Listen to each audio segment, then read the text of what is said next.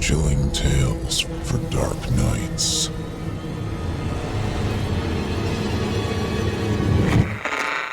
Want to make sure you never miss a Chilling Tales for Dark Nights video again?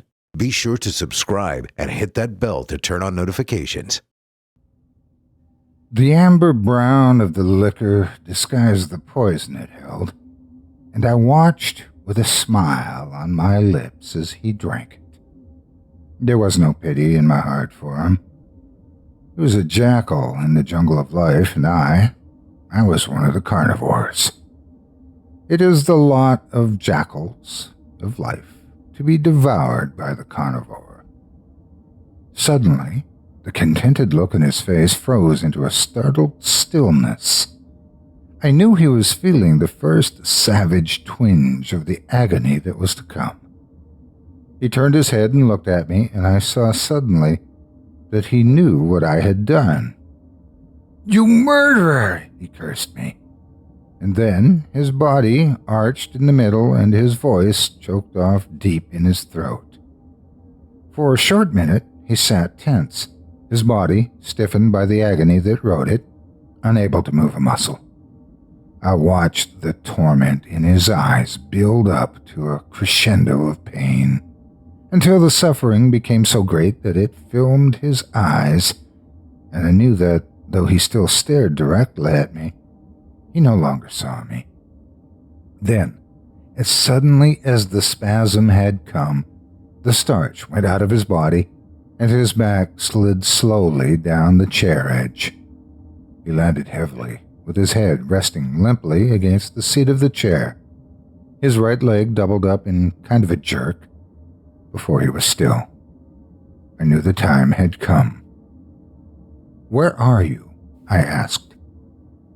This moment had cost me $60,000. 3 weeks ago, the best doctors in the state had given me a month to live. And with $7 million in the bank, I couldn't buy a minute more. I accepted the doctor's decision, philosophically, like the gambler that I am. But I had a plan. One which necessity had never forced me to use until now.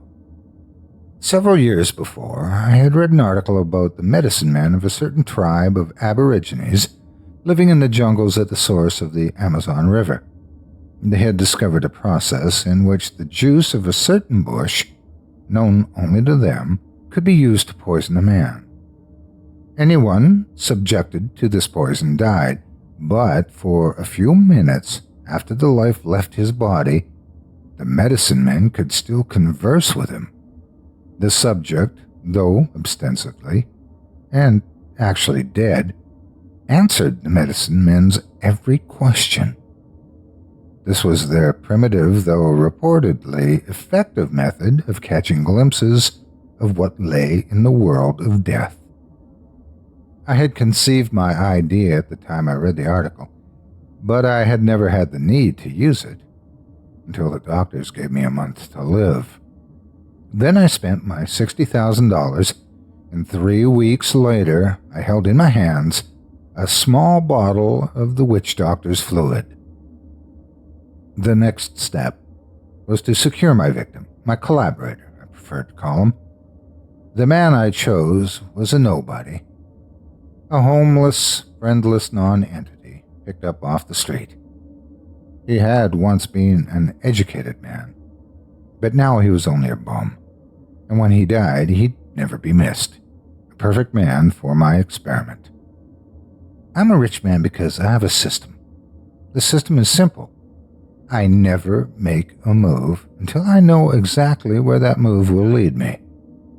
My field of operations is the stock market. I spend money unstintingly to secure the information I need before I take each step. I hire the best investigators, bribe employees and persons in positions to give me the information I want, and only when I am as certain as humanly possible that I cannot be wrong do I move. And the system never fails. $7 million in the bank is proof of that. Now, knowing that I could not live, I intended to make the system work for me one last time before I died. I'm a firm believer in the adage that any situation can be whipped, given prior knowledge of its coming, and of course its attendant circumstances. For a moment, he did not answer, and I began to fear that my experiment had failed. "Where are you?" I repeated louder and sharper this time. The small muscles about his eyes puckered with a normal tension, while the rest of his face held its death frost. Slowly, unnaturally, as though energized by some hyper-rational power, his lips and tongue moved. The words he spoke were clear. "I am in a tunnel," he said. "It is lighted dimly, but there is nothing for me to see." Blue veins showed through the flesh of his cheeks like watermarks on translucent paper. He paused, and I urged, "Go on." "I am alone," he said. "The realities I knew no longer exist, and I am damp and cold. All about me is a sense of gloom and dejection. It's an apprehension, an emanation, so deep and real as to be almost a tangible thing. The walls to either side of me seem to be formed not of substance, but rather of the soundless cries of melancholy of spirits I cannot see. I'm waiting in the gloom for something which will come to me. That need to wait is an innate part of my being, and I have no thought of questioning it." His voice died again. "What are you waiting for?" I asked. "I do not know," he said, his voice dreary with the despair of centuries of hopelessness. "I only know that I must wait. That compulsion is greater than my strength to combat." The tone of his voice changed slightly. "The tunnel about me is widening, and now the walls have receded into invisibility. The tunnel has become a plain, but the plain is as desolate, as forlorn and dreary as was the tunnel, and still I stand and wait. How long must this go on?" He felt silent again, and I was about to prompt him with another question.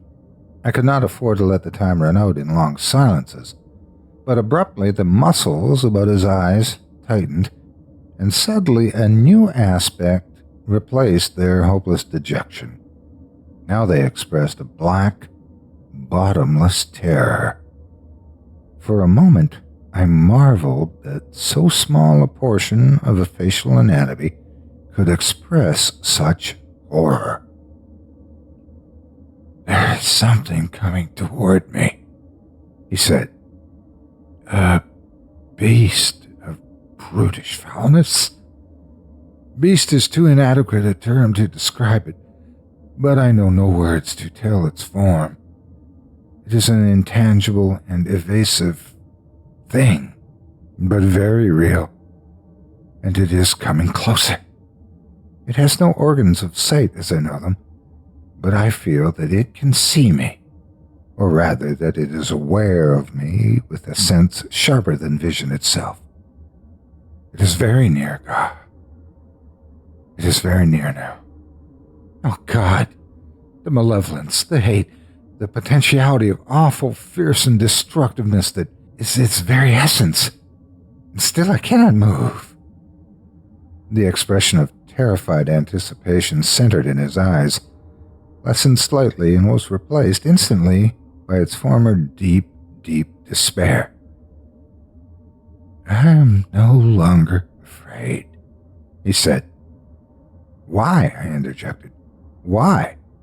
I was impatient to learn all that I could before the end came. "Because," he paused, "because it holds no threat for me. Somehow, someday, I understand. I know that it, too, is seeking for which I wait. What is it doing now? I asked. It has stopped beside me, and we stand together, gazing across the stark, empty plain. Now a second awful entity with the same leashed virulence above it moves up and stands at my other side. We all three wait, myself with a dark fear of this dismal universe, my unnatural companions with patient, malicious menace. Bits of, he faltered, I can name it only aura, go out from the beasts like an acid stream and touch me, and the hate and the venom chill my body like a wave of intense cold. Now there are others of the awful breed behind me. We stand, waiting for that which will come. What it is, I do not know. I could see the pallor of death creeping steadily into the last corners of his lips, and I knew that the end was not far away. Suddenly, a black frustration built up within me. "What are you waiting for?" I screamed, the tenseness and the importance of this moment forcing me to lose the iron self-control upon which I have always prided myself. I knew that the answer held the secret of what I must know. If I could learn that, my experiment would not be in vain, and I could make whatever preparations were necessary for my own death. I had to know that answer. Think, I pleaded. What are you waiting for? I do not know.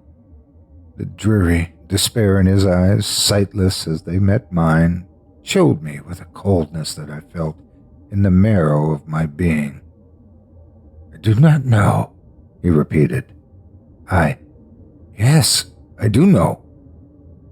Abruptly, the plasmatic film cleared from his eyes, and I knew that for the first time, since the poison struck, he was seeing me clearly.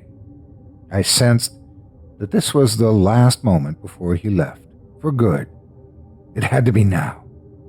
Tell me, I command you, I cried. What are you waiting for? His voice was quiet as he murmured, softly, implacably, before he was gone. We are waiting, he said, for you.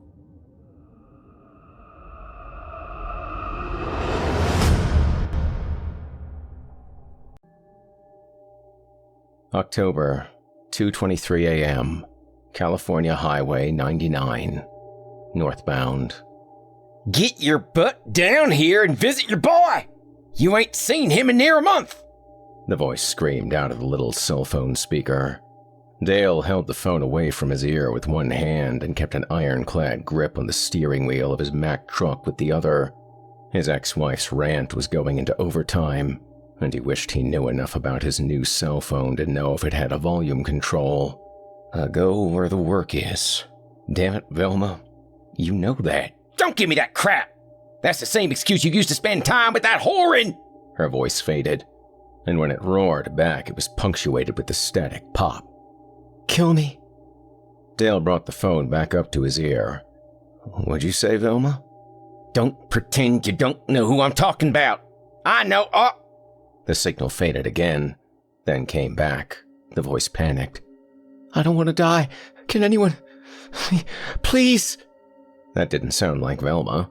His ex-wife would cut off her tits before she asked anyone for help. Dale held the phone out, glancing at the little screen. The words, "weak signal," flashed. He brought the phone back to his ear. Velma, what the hell are you talking about? Please help me. It wasn't Velma. This voice sounded younger and terrified. Who is this? The voice dropped in and out. Dale was only getting fragments. Sandra, please. Gonna kill her. I can't move. All right, calm down. Tell me where you are. End of Route 194. Cave. Drag race. Come again? Raced a red spider down Route 194. Can't move. Dead bodies all over. Dale's heart skipped a beat. He held the phone away from his ear as a familiar feeling rumbled in his gut. It felt like standing in front of a large, ominous door that was opening slowly, creaking on old, tired hinges, leading to places Dale never looks for, but always seems to find. He sighed and touched the phone back to his cheek. "I'm northbound on the 99. Which way are you on the 194, east or west?" No answer. "Hey, Sandra, east or west?" Silence. Dale pulled the phone away, looking at the tiny screen. No signal. "Goddamn Chinese piece of crap!" Dale pressed a few buttons on the phone, trying to get the call back, but he didn't really know what he was doing. After a few seconds, Velma's voice popped back in, loud and clear. "That best friend of yours is so dumb he couldn't find his ass with both hands in his pockets." "Jesus," Dale said, then pressed the red button, hoping it would send Velma's voice back to whatever cellular hell it had come from. The connection was cut with a chirp, and Dale tossed the phone toward the passenger seat, where it landed in the box it had come in. Well, that was that. Route 194 stretched across California for miles, without any hint of direction. He didn't have a chance of finding Sandra what's-her-name. He let out a long breath, somewhat relieved at the doorway to places filled with cries for help, dead bodies, and whatever else that had always found him between the ungodly hours of midnight and dawn was closed. Still, as the miles rolled by, he couldn't let it go. Maybe he'd feel better if he told someone. Dale reached down for the CB mic and was thinking about switching to the emergency channel when, "Hey, Twilight Man, you got your ears on? Come back." Dale grinned at the sound of his friend's voice, Earl, coming out of the CB speaker.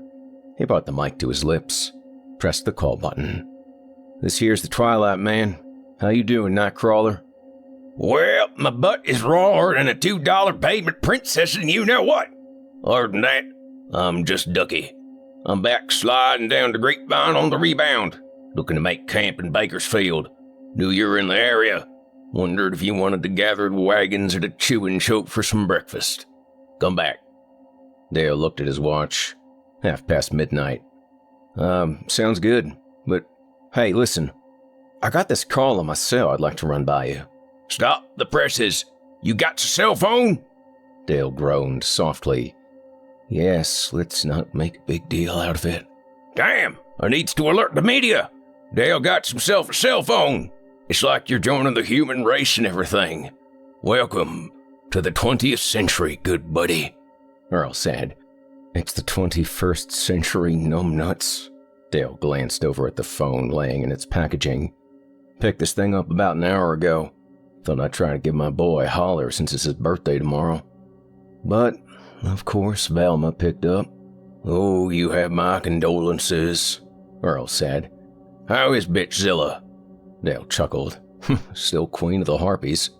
Anyway, someone's voice broke in on the call." "Well, that can happen, especially if you go cheap," Earl said. "Let me guess. You got a flip phone. One that costs about $11.99? Swear, Dale, you pinch pennies so tight you can hear old Abe Lincoln squealing." Dale sighed. He hated how well his friend knew him. It was $9.99 and the guy at the truck stop threw in a box of red vines. Now, do you want to hear this or not? "My ears are on. Come back." Dale quickly recapped what he'd heard before the signal faded. "So, what do you think?" "Well, that's stranger than Liberace at a football game. I assumes she was talking about a car.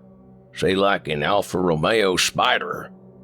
Could be, but I don't know. Didn't get that kind of detail. "I wonder if she meant mines." What was that? "Come back," Dale said. "Yeah, you said something about a cave. Maybe she's held up in those mines off the 194, about 2 miles west." "How do you know about mines way out there?" "I knows lots of things. I'm not just pretty. There's copper mines. Closed, I think. Don't you remember there was that college kid last year that died while spelunkering?" "Do you mean spelunking?" "Yeah, sounds right.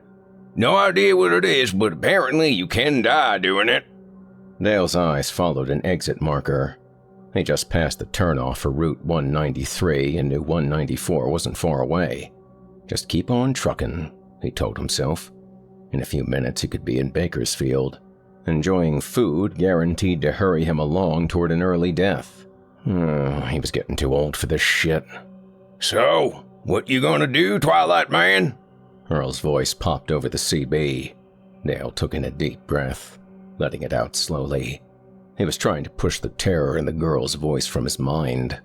But, as he exhaled, he realized just how much she had sounded like his youngest niece in Knoxville. The girl's call for help wasn't something he could just drive on by. God damn. Son bitch. He always felt nothing good could come from buying a cell phone. And damn if he wasn't right. With a sour expression on his face, Dale put his turn signal on and steered the rig toward the approaching exit. Route 194. "What's your 20? Dale said into the CB after exiting the freeway. About 35 miles from your back door. Guess breakfast will have to wait. Come back. Well, drop the hammer, old man. It's too goddamn early for breakfast anyway. Turning on his high beams, Dale exited, then turned west. The dual beams of light cut a path through the darkness, revealing field after field of agricultural endeavors. After 2 miles, the farmland fell away, and rolling hills silhouetted in the soft moonlight rose up on either side of the road. The truck began to vibrate as the tar-covered surface disappeared. Gravel took its place for a few hundred feet. Then that dissolved, leaving just a dirt path. Dale was just about to throw in the towel when at the edge of his high beams, he could see a sign. Hope Mine, 1/2 mile. The sign had a painted arrow indicating a right turn onto another dirt road running south. He brought the truck to a stop in front of the sign and gazed down the southbound path, dark and nameless. Although the sign appeared to be a half-century old, there were a dozen tire tracks, maybe more, some very recent. He steered south, finding that the new dirt road was not much smoother than the other one. His truck shook and vibrated over every hole, kicking up dust. After he had gone the length of several football fields, he could see taillights glinting in his beams. First 1 pair, then 2. Then about a dozen flickered in the darkness, like distant stars. Cars lined the dirt road, and although they looked abandoned sitting in the dark, some caked with dust, they all appeared to be new. Modified street racers, tediously tricked out, resting silently in the night. Their owners, who had obviously spent considerable time and money to make these vehicles look ridiculously fast and furious, were nowhere to be found. "What the hell?" Dale said. "Where's a party?" The road ended, and Dale eased the truck over, parking alongside a racing green Acura with a rear foil on it big enough to be used as a surfboard. Not the kind of car likely to be found on a rural dirt road. Just ahead, Dale could see the entrance to the mine. It wasn't what he'd expected. All the images of mines he'd ever seen were products of Hollywood. Big railroad ties framing the entrance to a dingy-looking cave with some kind of sign that usually read, "Danger," or "Keep out." The Hope Mine was more of a hole, and from Dale's point of view, high up in the cab, he could see it burrowing down into a blasted hill at an angle steep enough to make walking difficult, but doable. Dale was already picturing himself sliding on his ass down the gullet of the hole into the waiting arms of God knows what. He fumbled under the seat and reached into a compartment so concealed no scale inspector, border patrol, DEA, or cop would ever discover without completely dismantling the cab. He pulled out a Christmas gift from a few years back, a sawed-off, double-barreled shotgun with a CB handle carved into the stock. His mom always knew what to get him. After stuffing a half-dozen shells in his pocket, he reached behind the seat and grabbed something else he was sure he was going to need. A rope. The CB crackled to life. "Twilight Man, this is Nightcrawler. Come back." Dale picked up the mic. "Yeah, what's up, Earl?" "Good, buddy. You ain't gonna believe this. Guess what just blew my doors off. Dale sighed. I'm a little busy right now. Can we play this game later? It was moving like a bat out of hell. Thought it might even leave the ground. Well, what was it? A red spider. Dale swallowed. Come again? Could have been scarlet, but I swear to God it was redder than a Catholic girl on her wedding night. Your eyes on straight? Hell yeah! I'd say it was a 1965 Alfa Romeo hardtop. Did I call it? Yes, you called it. You're very wise. And purty. I'm willing to bet it wasn't Solo, Dale said. No, sir, it was not. Earl came back. How'd you know? Well, you're not the only one who's more than just pretty. What'd you see? Looked like a yellow, could have been white Honda Civic. All souped up, racing alongside. You know them street racing life-size Hot Wheels kids are spending all their coin on? Dale looked over the graveyard of cars, any one of which could have been owned by the late Paul Walker. Yeah, I have a pretty good idea of what you're talking about. Everybody wants to be Vin Diesel. What's a Vin Diesel? Forget it. Which way'd they go? Heading north. I bet my left nut they're heading your way. Yeah, that's a big 10-4. And, why the left nut? Well, I'm extra partial to my right one. Have been ever since I discovered what they were. Very sorry I asked. What's your 20? I just passed Route 190. Jeez, Earl, you move slower than turtle shit. Bitch. Dale told Earl what he had found and what he planned on doing, even though he hadn't really convinced himself yet. You really going down there? Earl said. Dale scratched his head, pondering the wisdom of his plan. He brought the mic up to his lips. You didn't hear that kid's voice. If she were my kin, I'd sure as hell want someone to go after her. He leaned over and removed a flashlight from the glove box. You ain't even sure she's down there. Dale turned the flashlight on, shining it over the dust-covered cars. Well, she ain't up here, that's for sure. If you don't find me when you get here, call in the cavalry. Before Earl signed off, he urged Dale to take his cell phone. Dale reluctantly agreed and gave his friend the number. Dale slung the rope over his shoulder and stepped out of the cab. He buttoned up his leather vest, then stepped to the front of his rig. He secured one end of the rope to the bumper, then strolled toward the mine. Upon reaching it, his boots knocked a few rocks down into the darkness. He scanned back up the road that brought him here, checking for approaching headlights. Nothing. Darkness. He wasn't worried about the driver of the Red Spider. Dale could deal with some young punk street racer turned serial killer, if that is what this was. Running cargo across the United States in the dead of night for a living allowed Dale the frequent opportunity to meet a wide variety of assholes. Mr. Alfa Romeo Spider was nothing special, but as he gazed back down into the opening in the earth, the hair on the back of his neck stood up, and he couldn't extinguish the feeling that something was looking back up at him. Something cold, something unfriendly, something ugly. I'm coming, kid. Dale tossed the rope down and the blackness seemed to swallow it. He turned on the flashlight, chasing away the dark, and was relieved to see that the floor seemed to level out about 20 feet down into the mine. He gripped the rope and began his descent, boots sliding in loose earth.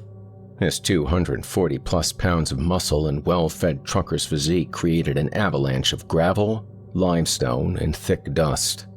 If there was something down there waiting for him, he had made enough noise to let it know he was coming. With each step, the air got colder, and something else assaulted his senses.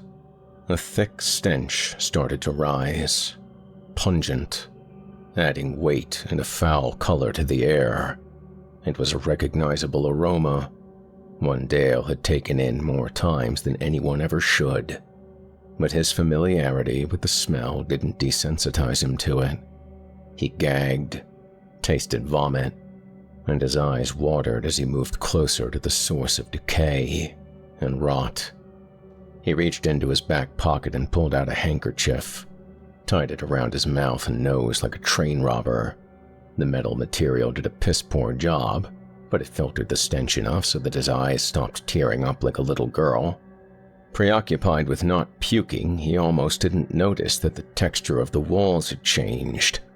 He shined the light on both sides and up onto the ceiling, seeing a silky thread weaving its way around the rock. Oh, wonderful. Bugs, he thought. The thread seemed to get thicker the deeper he went. It even started to spread onto the floor, winding over long, horizontal boulders pressed up against the wall. He had passed a half-dozen of these elongated rocks wound up tightly in silk before he realized they weren't boulders. They were bodies. Ah, crap on a cracker. Dale knelt down next to one, peeling away some of the strands with the barrel of the shotgun.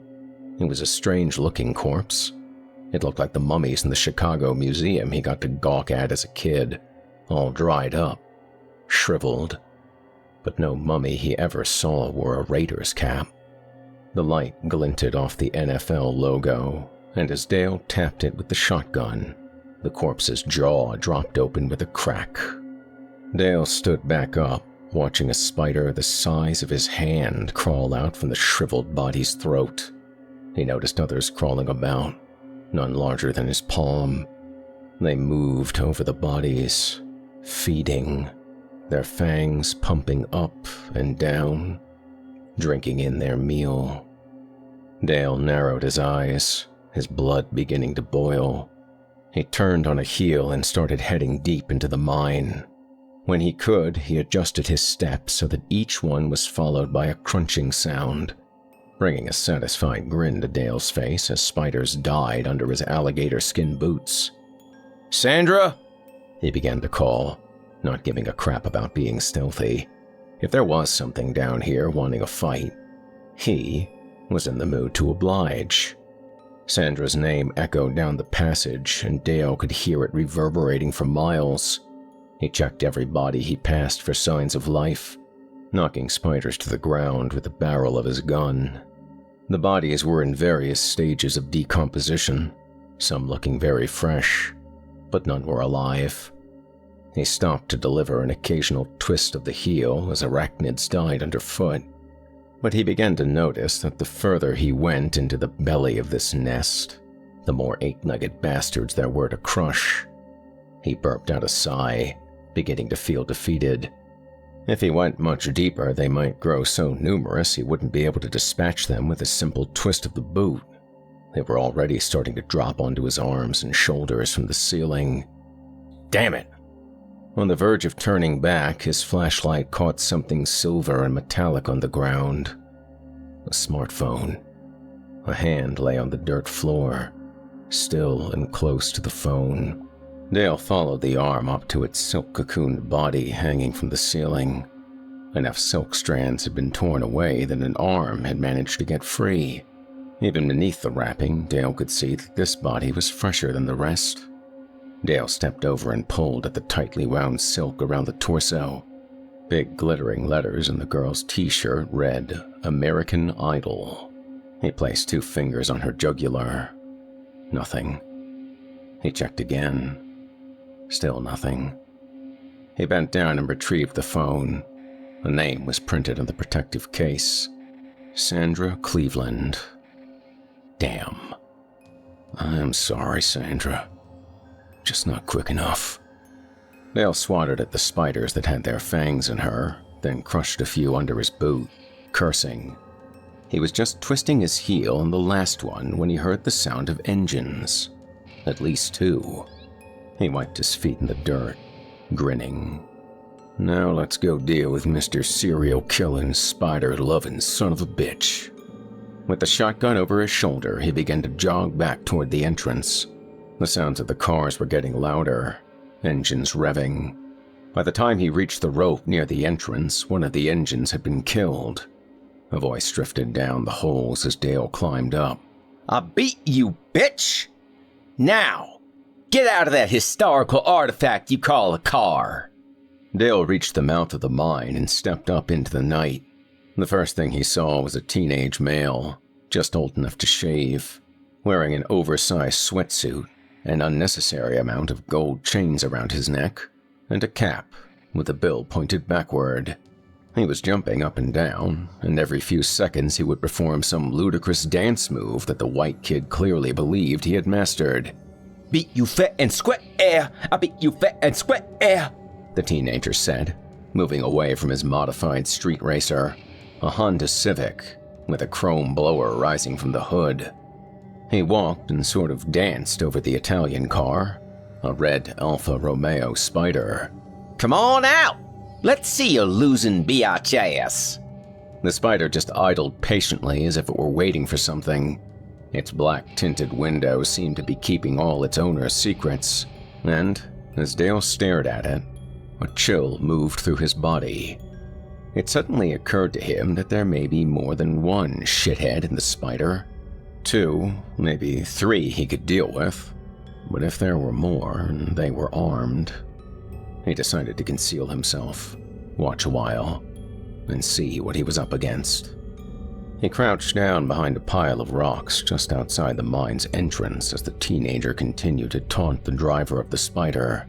Hey, you gonna show yourself or what? It's time to pay up, bitch! Let's see the pink slip. The teenager kicked the front tire of the Alfa Romeo. The Spider's engine revved, and the kid took several steps back. The engine roared again, and the car began to vibrate violently, looking like a rocket moments before leaving the launch pad. Dale felt the ground trembling beneath him. The teenager held up his hands as if he suddenly realized where he was, in the middle of nowhere, surrounded by derelict streetcars. You know what? Just keep it, man. He took 2 more steps back. I don't want that antique roadshow anyhow. Before the kid took another step backward, the engine suddenly switched off. The roar faded with a suddenness that took Dale by surprise. And then, the Spider was still. Dale stared at the car's windows, looking for movement. Nothing. So, all right then, the teenager said, tugging at his cap. I'll catch up with you on the road, biatch. The hardtop roof of the Spider began to move, accompanied by a high-pitched mechanical whine. The roof opened like the hood of a car. Dale rubbed his hairy chin. No idea Alfa Romeos could do that. The roof continued up and back until it lay flat on the trunk. The machinery that moved it cut off at the choke, creating a cold silence. The teenager took a step forward. That is sick! You tricked that yourself? Out of the opening in the Spider, a female head started to rise like a disembodied apparition. Long hair spun over her scalp, so black it melted into the night. A slender, creamy-skinned neck bled into smooth, naked shoulders. Her hands rose, gripping the top of the windshield. The teenager smiled at her. Hey, babe. You know I don't really want this time machine. He pointed at the Spider. Maybe we could work something else out? You know what I'm saying? The woman smiled back, her black lips framing white teeth. She ascended further, revealing round, naked breasts, nipples hard and gray. Oh yeah, the teenager said, stepping forward. I like a woman that drives commando. Watch yourself, kid, Dale muttered softly. She rose up even more, as if being lifted on a hydraulic platform. The teenager suddenly stopped moving forward. What the? Another set of breasts hung beneath the first, and another under them. The woman's engorged chest looked like a sow that had recently given birth, with gray nipples descending the length of her torso. The teenager pointed a finger. You freaky bitch! Stay the fuck! Something else emerged out of the Alfa Romeo. Long, thick, hairy. Oh shit, Dale said. One by one, 8 hair-covered legs, each the girth of an adult python, uncoiled from the car's interior. They stretched out as if waking from a long hibernation, then began to plank their arachnid feet on the dirt. The creature lifted itself out of the car, looking like something out of Greek mythology gone haywire. From the waist up, it resembled a human female, but everything else was arachnid. With multiple leg joints and thick brushes of hair, it scurried away from the Alfa Romeo, its dark eyes at least 8 feet above the ground, peering at the teenager. The boy who had been so animated only a minute ago seemed frozen in place, paralyzed in the creature's Medusa-like gaze. He didn't attempt to run, even when it scurried toward him. Its front legs bucked up, enveloping the boy. He was lifted off the ground, and 4 hairy legs began to spin his body. Silk shot out of the ass end of the creature, and within a few seconds, the boy was mummified, cocooned for her children's consumption. The 8-legged monster then began to move toward the mine, its wrapped-up prize dragging behind. Dale hunkered down as much as his large body would allow, gripping the stock and barrel of the shotgun so tight his knuckles were pearl white. He knew the shotgun's kill range was less than 10 feet, but he wasn't looking forward to getting that close. God damn it, Earl, where the hell are you? All 8 legs came to a stop at the mouth of the mine. Its human half started to lean forward, and for a second, Dale thought she was just crouching to fit through the entrance. But he was wrong. The creature bent all the way forward, its human hand picking up something off the ground. It was Dale's rope. Her head and torso came back up, the rope gripped in both hands. Her black eyes seemed to follow the length of the rope tethered to Dale's truck.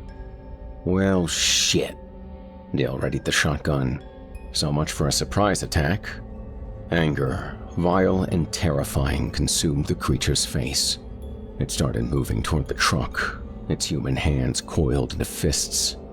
After only a few yards, it stopped, the anger melting away to what Dale thought was concern, as if she just realized the rope also descended into her burrow, her nest. She sniffed at the air, like a wolf catching the scent of blood on a wounded animal. She cut loose her latest prize, lowered her head, and scurried down into the mine.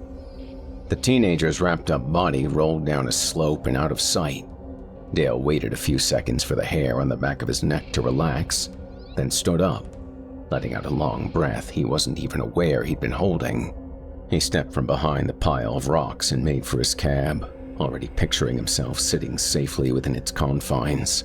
He'd much rather shoot down at the thing from inside his truck, or better yet, catch the beast in a crossfire from high up with Earl and his .38 on one side, and him on the... A blood-curdling scream that was only part human exploded from the mine. Dale whirled around, shotgun at his hip as the anguished cries echoed behind him. Damn it, Earl, I could use some help here. Okay, nothing to panic about, Dale told himself. The bitch didn't see me up here, so she probably thinks I'm still in the hole somewhere. Just keep quiet, and a loud chirping noise shattered Dale's thought. He spun around looking for the source, which seemed to be behind him. After spinning a half circle, the chirping was behind him again. He did another fast 180, scanning the entrance of the mine for a few tense seconds. Then, he finally realized what it was. Goddamn phone. He pulled the cell phone from his back pocket, desperately trying to make it be quiet. He flipped it open and after pressing several buttons, finally hit the green one. The screen lit up. The chirping stopped.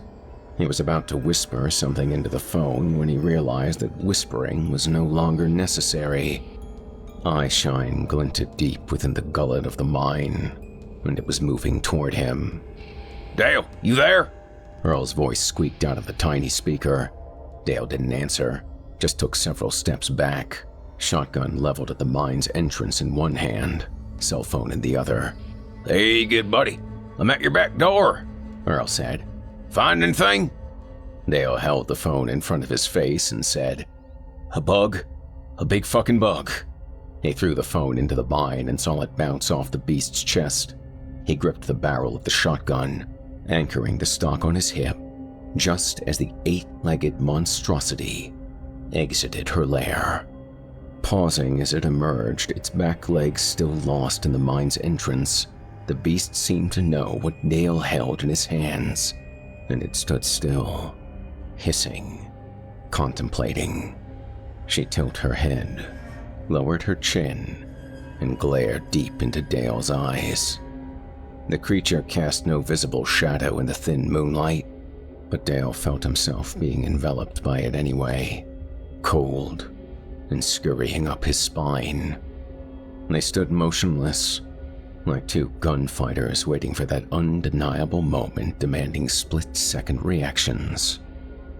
"My God, you're 500 pounds of ugly," Dale said. The creature slowly began to circle and hissed in a low, guttural tone, sounding not unlike his ex-wife. "Geez, I want to hear a woman hiss me all night long. I'll go visit my boy." Dale rotated with her, keeping the shotgun aimed at her chest. He judged her to be about 15 feet away, just a bit too far to do terminal damage, but he wasn't about to take a step forward. As it turned out, he didn't have to. "What you waiting on, Christmas? Let's dance, bitch." The eight-legged beast lowered her head like a bull, thrust her human hands forward, and charged, howling like hellspawn. Dale counted to 2, held his breath, then let go with both barrels. The explosions echoed down the mine as the beast pitched back, hands clasping her chest. When her hands fell, Dale could see one of her upper breasts was gone, and an arm hung by cartilage and sinew. Blood splattered her torso, flowing down onto hairy legs. She thrust a raised hand forward, clawing at the air, looking more enraged than ever. Dale took quick steps backward, pulling 2 more rounds from his pocket. He had to lower his eyes for a split second as he popped the shells into the chamber. When he brought them back up, a hairy leg struck him in the jaw. He felt his feet leave the ground and heard his gun go off. He sailed several yards through the air and then hit something hard. What he'd landed on bent inward under his weight, and it took a hazy second to realize he wasn't on the ground.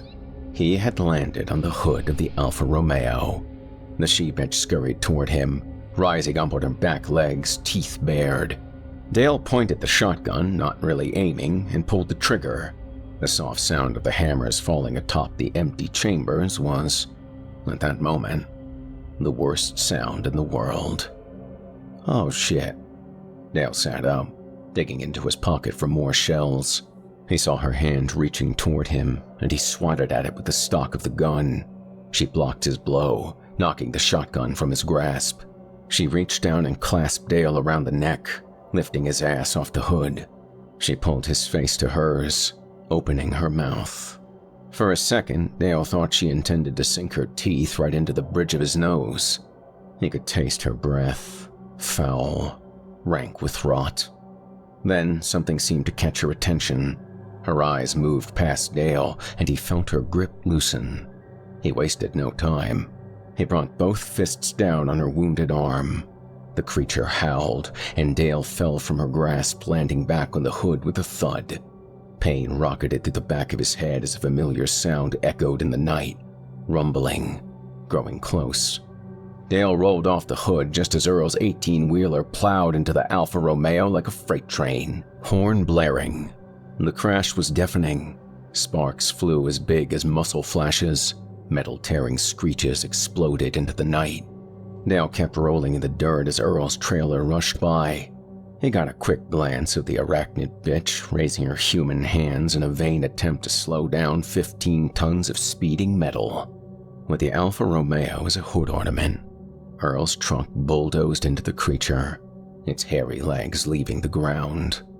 The 18-wheeler began to slide as the brakes were applied, but it didn't stop before smashing into a rocky, man-made hill, piled high with unwanted material excavated from the Hope mine.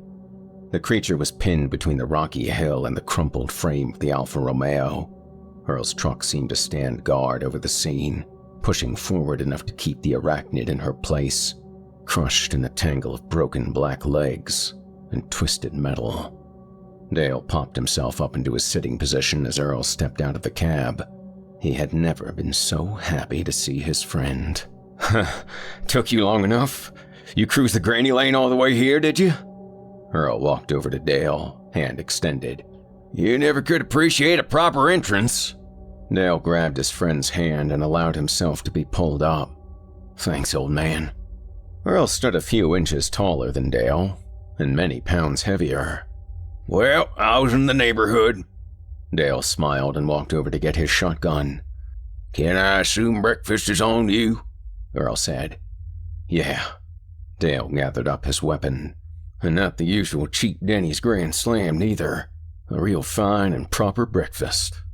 Dale walked back, slapped an arm around Earl's shoulder. I'd take you to the Russian tea room about now if I could.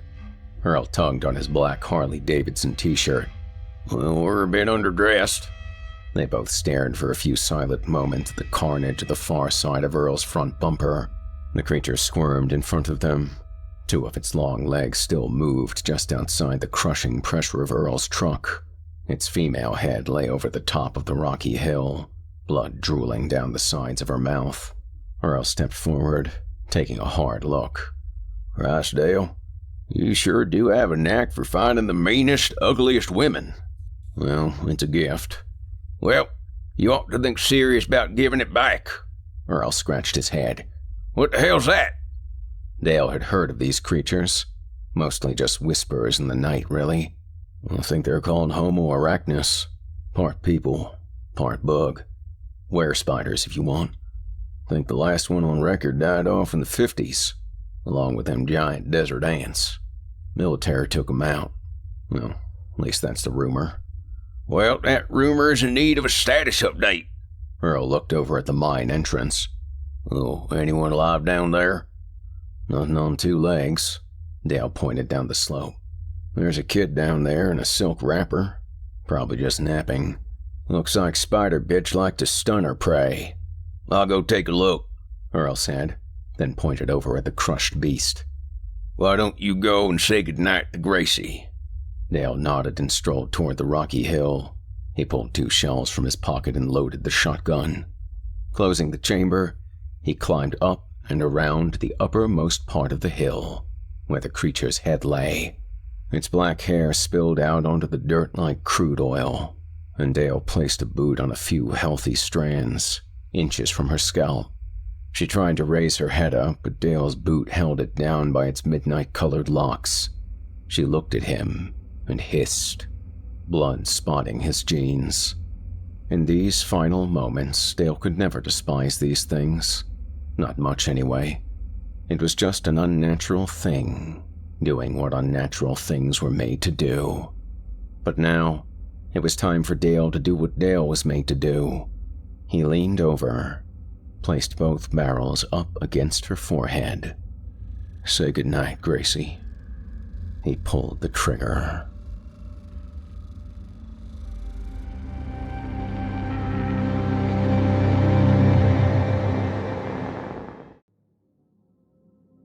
One. Hannah and Crystal always liked playing games.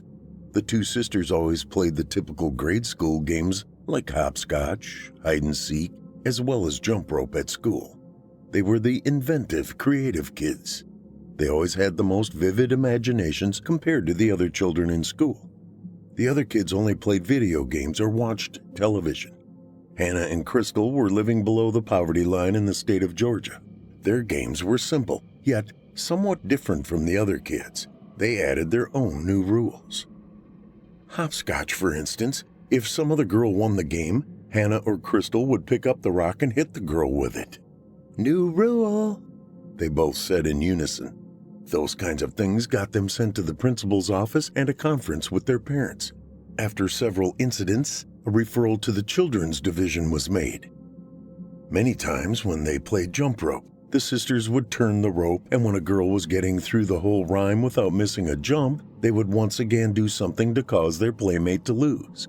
Again, spoken in unison, new rule, they trip up the girl jumping, causing her to miss. On purpose. Bluebells, cockleshells, and Evie Ivy over. Hannah and Crystal would run in opposite circles around the frightened little girl, winding the rope around her body and causing her face to turn bright red, nearly choking her when the rope got too high and twisted around her neck. Once again, another visit to the principal and another referral to the children's division. Just because they liked playing games, by their own rules, of course. Hannah and Crystal's parents moved a few times from county to county in an attempt to escape these problems with the schools, thinking one day the girls would straighten up. They moved to an isolated house in the country, giving them plenty of space to play and where they could keep them away from the other children in the town. The house had several rooms, 8 to be exact. There were 4 bedrooms upstairs and 2 living spaces downstairs and a kitchen and a bathroom. The upstairs rooms were used by the girls to set up their games, the ones they made up. The old games with new rules. Their own rules. They never shared their ideas for the games with their parents. It was just their own little secret. They would stay up at night thinking of new games they would someday make up. Dangerous games. Besides, Mama and Papa always stayed drunk and were never really interested in their daughters as they never were going to change. The girls never had money to do much of anything. Sometimes the people would try to help their mama and daddy and give them money for the girls, but their parents used it for more alcohol. Hannah and Crystal quit going to school at the ages of 16 and 14, right after their parents died in a horrific car accident. They tried for the next 3 years to live with various relatives, but the games they were playing became more and more dangerous, causing each family to fear the girls and their antics. Some believed them to be actually quite dangerous to anyone in the house. After several years, the girls were 21 and 19 and had been living on their own for the past year. They wanted to return to the house with the 8 rooms. They held jobs at Shirley's Cafe in town, and they had a beat-up car in which they rode to work together. One day they walked out to the old house and found the secluded structure empty. Hannah was now old enough to inhabit the house left to them when their parents died in the crash. No one seemed to be living there, so they just took up residence. After all, the house was theirs and theirs alone. It was rough and needed some work. They were fine with it, though, as long as they were away from people. They really didn't like most people. Crystal parked the red beat-up Chevy and headed to the house. Hannah was waiting inside. "Hello, sister," Hannah said, smiling at her younger sister. "Good morning, Hannah." "Growing up ain't as much fun as it was when we was kids, is it?" Crystal asked, thinking back to grade school days. "I mean, we used to have great games, made up our own rules. Do we always got to start acting older, holding jobs and be adults? I liked being a kid better. I wish we could go back to those times." "We can, my dear sister, we can. I was just thinking the other day of how we could spruce this whole house up just a bit and still be able to have fun and play games. These games would be more exciting and give us the kind of fun we need to have," Hannah said, smiling a crooked, devilish smile. "Oh, do tell me what you're thinking," Crystal said, inching closer to Hannah as she felt the excitement inside her begin to grow. "Now, if you can just use that old imagination of yours," Hannah began, "we can think of new games we used to play, but with sort of adult rules. New rules, like we used to say." Hannah's eyes were lighting up as she spoke. Her head was cocked to the side as if she was looking at some foreign and distant star in the sky. The sparkle in her eyes was not from joy, but from the sense of what was to come. She saw a vision of how she could fix up the old house for her and Crystal. Hannah continued, "You know, 4 rooms, 4 games. We can fix them up like the old silly games, you know. The one where you guess which room, with what weapon, and who done it, but the rules and the names will be much more grown up, you know?" "But how we gonna get people here?" Crystal questioned. "Easy. From bars. Men are suckers for women in bars. Most of 'em all are lonely. They is always looking to cheat on their wives or just for a fling. We can get 'em to go with us, and we can tease them into playing our games with our rules. I've been reading about this a lot, how to attract these kinds of men." Crystal was growing more excited by the minute. "But we got rules, new rules, right? I mean, we can't just play a game with old rules. We gotta play sexy games, you know, to get them thinking about us and not what might really happen, right?" "Little sister, you're thinking right. But for now, and the next few months, we have some planning and building to do. We can do it. Daddy taught us all we need to know. We know how to use tools, and we can build a real fun house." 2 months later. The rooms were beginning to take shape as the sisters were working the restaurant during the day and coming home to work late into the nights. Hannah had drawn up the plans and diagrams of what she wanted to have. She took care of all the details, down to paint, curtains, shades, and how the furniture was situated. The furniture was old and the beds were made of the old metal frames and mattresses. They started in Crystal's room since she was the youngest. It only took 2 weeks to finish her room. "My, this room is looking so much better than I ever remember as a kid," Crystal said, smiling at their handiwork.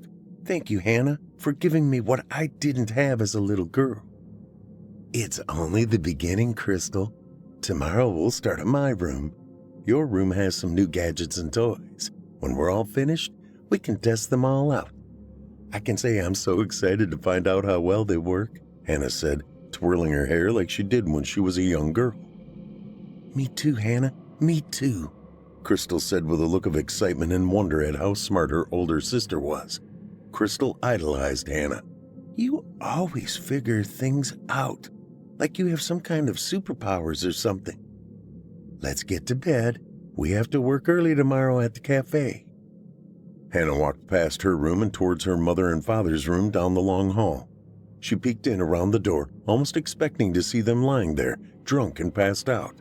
Sloppy as they were, she hated them for ruining most of her teenage years. "Damn it, you both died and left me to care for Crystal. I missed out on learning about boys and men. Crystal is missing out too, just like me. I guess I'll just have to teach her myself. I had to learn on my own. At least Crystal will have someone to guide her. I had no one, except for 2 damn drunks." Hannah walked away and headed back to her bedroom. It was time to go to sleep. They had another long day tomorrow. The anger was still there after peeking into her deceased parents' room. She shut off her light and then noticed the light in the hall was shining directly into her eyes. She got a bit angry and grabbed her covers and squeezed them with her hands. "I wish I could turn off the light without getting out of bed. Shit, don't make me get out of bed to turn it off. I wish I could just wish it off." She pulled the covers off her body and her feet hit the floor. The light went off. On its own. She had to know. She left her room and walked down the hall and felt for the light switch. When she touched it, she realized it was still in the up position. She walked down the hall to Crystal's room and poked her head in. "Crystal, you awake?" "Yeah." "Did you get up and turn off the light in the hall?" "No, I've been in here since you left." "Okay, I'll check the bulb in the morning. Maybe it just burned out." Hannah walked back and put the switch back in the off position. She felt a curiosity come over her. Should I try to turn it on? Nah, I guess I'll just check the bulb in the morning. Hannah returned to her room and got back in bed and pulled the covers over her body and lay wide awake, still wondering if she should just get up and try the light switch. Then she thought about if she held a superpower to shut it off. She argued with herself for a bit and finally fell asleep. The next day, the girls were up early and got ready for work. Hannah walked towards the bathroom. She stopped on the way to stare at the hallway light switch. What happened last night still rattled her thoughts. How did the light go off? She stared at the switch for a few more seconds and then slowly reached her hand forward to turn on the switch. Halfway to the switch, she jerked her hand back.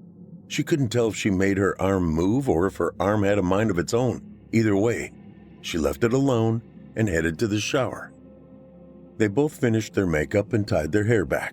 They left the house and got into the car heading into town to work. They arrived early and had a quick bite, as Shirley, the owner, always made them something to eat before their shift. She had taken a shine to the girls when no one else wanted anything to do with them. The girls also took to Shirley. The work relationship went well, but Shirley was also like a mentor to them. She tried her best to give them a little extra money when tips were slow. They were working the breakfast shift and the day was busy. Crystal was cleaning off a table and Hannah was working hard to take orders and get food out. Even Shirley was helping out. A gruff-looking man beckoned to Hannah, who was busy waiting on another table. "I'll be right there," Hannah said, continuing to take the order of a middle-aged couple. "Damn service in here's so bad," the man said out loud with a nasty tone. Hannah shot him a quick glance, stopping him for just a second. "I'll be right there. More coffee?" The couple nodded and Hannah picked up the pot, poured the couple a refill and told them she would get their order in right away. Hannah took the pot and walked towards the complainer. He was gruff with a full salt and pepper beard and a grin letting you know what a smartass he really was. "How about more coffee, sweet cheeks?" the man said with a wink. His comment and demeanor infuriated Hannah. The man smelled of unwashed clothes and cigarette smoke. He repulsed Hannah. She went ahead and poured his coffee and started to walk away when the man suddenly spoke out. "My name's Seth. What's yours, Angel?" His buddies sat chuckling and watched his harassment of Hannah with interest. Hannah stared with intent. "I'm not your angel," Hannah answered as she walked away towards the kitchen to pick up the old codger's order. The men poked fun at Seth and laughed harder now, giving Seth a good ribbing. Hannah made it to the kitchen and looked at Shirley and Crystal. "He's an asshole," Hannah said, fuming and her face turning red. "You want me to go talk to the man?" Shirley offered. "His name's Seth Neal. I know him and his wife. Marcy's a good old gal, but him, he's always running around on her." "It's okay, Shirley. I can handle him." "All right, but you know you can count on me if he gives you any more trouble." Shirley said nothing else, sauntering off to the front counter to help another customer. Hannah made her way to Seth's table with a fresh plate of bacon and eggs with grits and wheat toast on the side. The men at the table laughed quietly at Seth as he continued to make off-colored jokes to his friends about Hannah. She set the plate in front of Seth and started to walk away. Then she heard Seth's voice. "Well, ain't she got a nice ass?" he asked his buddies, who were laughing out loud at his crass remark. Hannah whirled around, eyes blazed and bored hot into Seth's. His coffee began to jiggle inside his cup, while his plate of food bounced and rattled on the table. Then suddenly it stopped. Seconds later, his hot coffee spilled onto his lap and his plate of food rose and flew into his face. He never touched it himself. It just came at him as Hannah continued to grimace and tighten her jaw in anger. "Shit! What the hell?" Seth yelled as he jumped up from the table, his crotch wet as if he pissed himself. Shirley came over and tried to intervene. "Look, Seth, I'm sorry you spilled your food. Here, let me help clean up." "Spill my food? Hell, I did no such thing. The witch over there you got working for you, she made it happen. You saw her eyes burning a hole through me like a hot poker." "You shouldn't have been harassing her like you did, but you know as well as me, she didn't make this happen to you. You're nothing but a damn fool." The other men laughed and made fun of Seth as he picked up his hat and glared at Hannah, who stood frozen by the recent event. Seth stomped off out of the cafe, and the three men sitting with him followed, chuckling and grinning. "Damn witch, I tell you." The rest of the cafe laughed at Seth and were glad he spilled his food on himself. Not many of the townfolk liked Seth. Most of them thought he spilled his food on himself, except one person. That was Hannah. She knew she had some sort of strange power. Not truly understanding her new powers, she realized the light didn't go off in the hall by itself last night. She made it go off. She was angry that she had left the light on last night. The anger triggered her power and she shut the light off from the bed. She knew it now for sure. She had the power to make things move. Shirley went over and put her arm around Hannah, leading her back to the kitchen so she could cool off. Crystal finished cleaning up and joined the other two in the kitchen as the morning rush came to an end. "Just take a break, Hannah. Crystal and I will finish up," Shirley said. Crystal looked at Hannah with a bit of fear. What had just happened? She knew Hannah had a temper, but how did the coffee and food get on Seth? Crystal was watching, and she had seen that. Seth never touched it. Of course, she was glad he wore the food. It served him right after his ugly comments. But Crystal thought, am I living with a witch? 3. Later that evening. Maybe we should go out tonight, Crystal. You know, maybe find a couple of guys. I don't know, Hannah. Maybe you could go. I just don't feel like it, Crystal said, laying down on the couch in the downstairs living area. You can go if you want to. I just want to lay here for a while and get some rest. Okay, suit yourself. I'm going to take a shower and get dressed up for going to Brasky's bar. You sure you don't want to come along? You know, We've been there before and it was fun. Found us 2 guys there. You remember that night, right? You sure you're not in for some fun?" "I'm sure." Hannah went upstairs to get ready. She removed her clothes and stepped into the shower. The thought of what happened today was still with her. She stared at the shampoo bottle as she stood there, letting the warm water run over her body. Maybe I did have the power to move things. Maybe I can get the shampoo bottle to come to my hands without reaching for it. Hannah stared harder at the bottle, trying to will it to come to her. It didn't move. She tried once more, even squeezing her hands together in tight fists, hoping for her power to return. It did not, and she realized it must have been a freak thing, like ghosts and specters appearing to people in the night. Hannah turned off the water, pulled back the curtain, and stepped out of the shower. She would try one more time. Maybe get the towel to jump off the hook and come to her waiting hands. She laughed at herself, but yet she still somehow believed she had a special power. Looking at the towel, she tried hard with her mind to make it move. The towel remained on the hook. She tried harder. The towel remained. Finally, she went over to grab the towel and finished drying herself and then went to her room to get dressed. She put on a pair of the tightest jeans she had in her closet and stood before her full-length mirror, turning and spinning to admire her young and luscious body. She could attract men, and she had done so before. She had also had sex before, but never with anyone she loved. She wished she could be loved, admired, and respected, but with the life she had lived, it surely wasn't going to happen. She would just use men as they used her. No love, no respect, only carnal pleasure. She finished dressing and went downstairs to say goodbye to Crystal. "Lock the door after I leave and don't open for anyone except me." "I'll be okay, Hannah. You have fun, you hear?"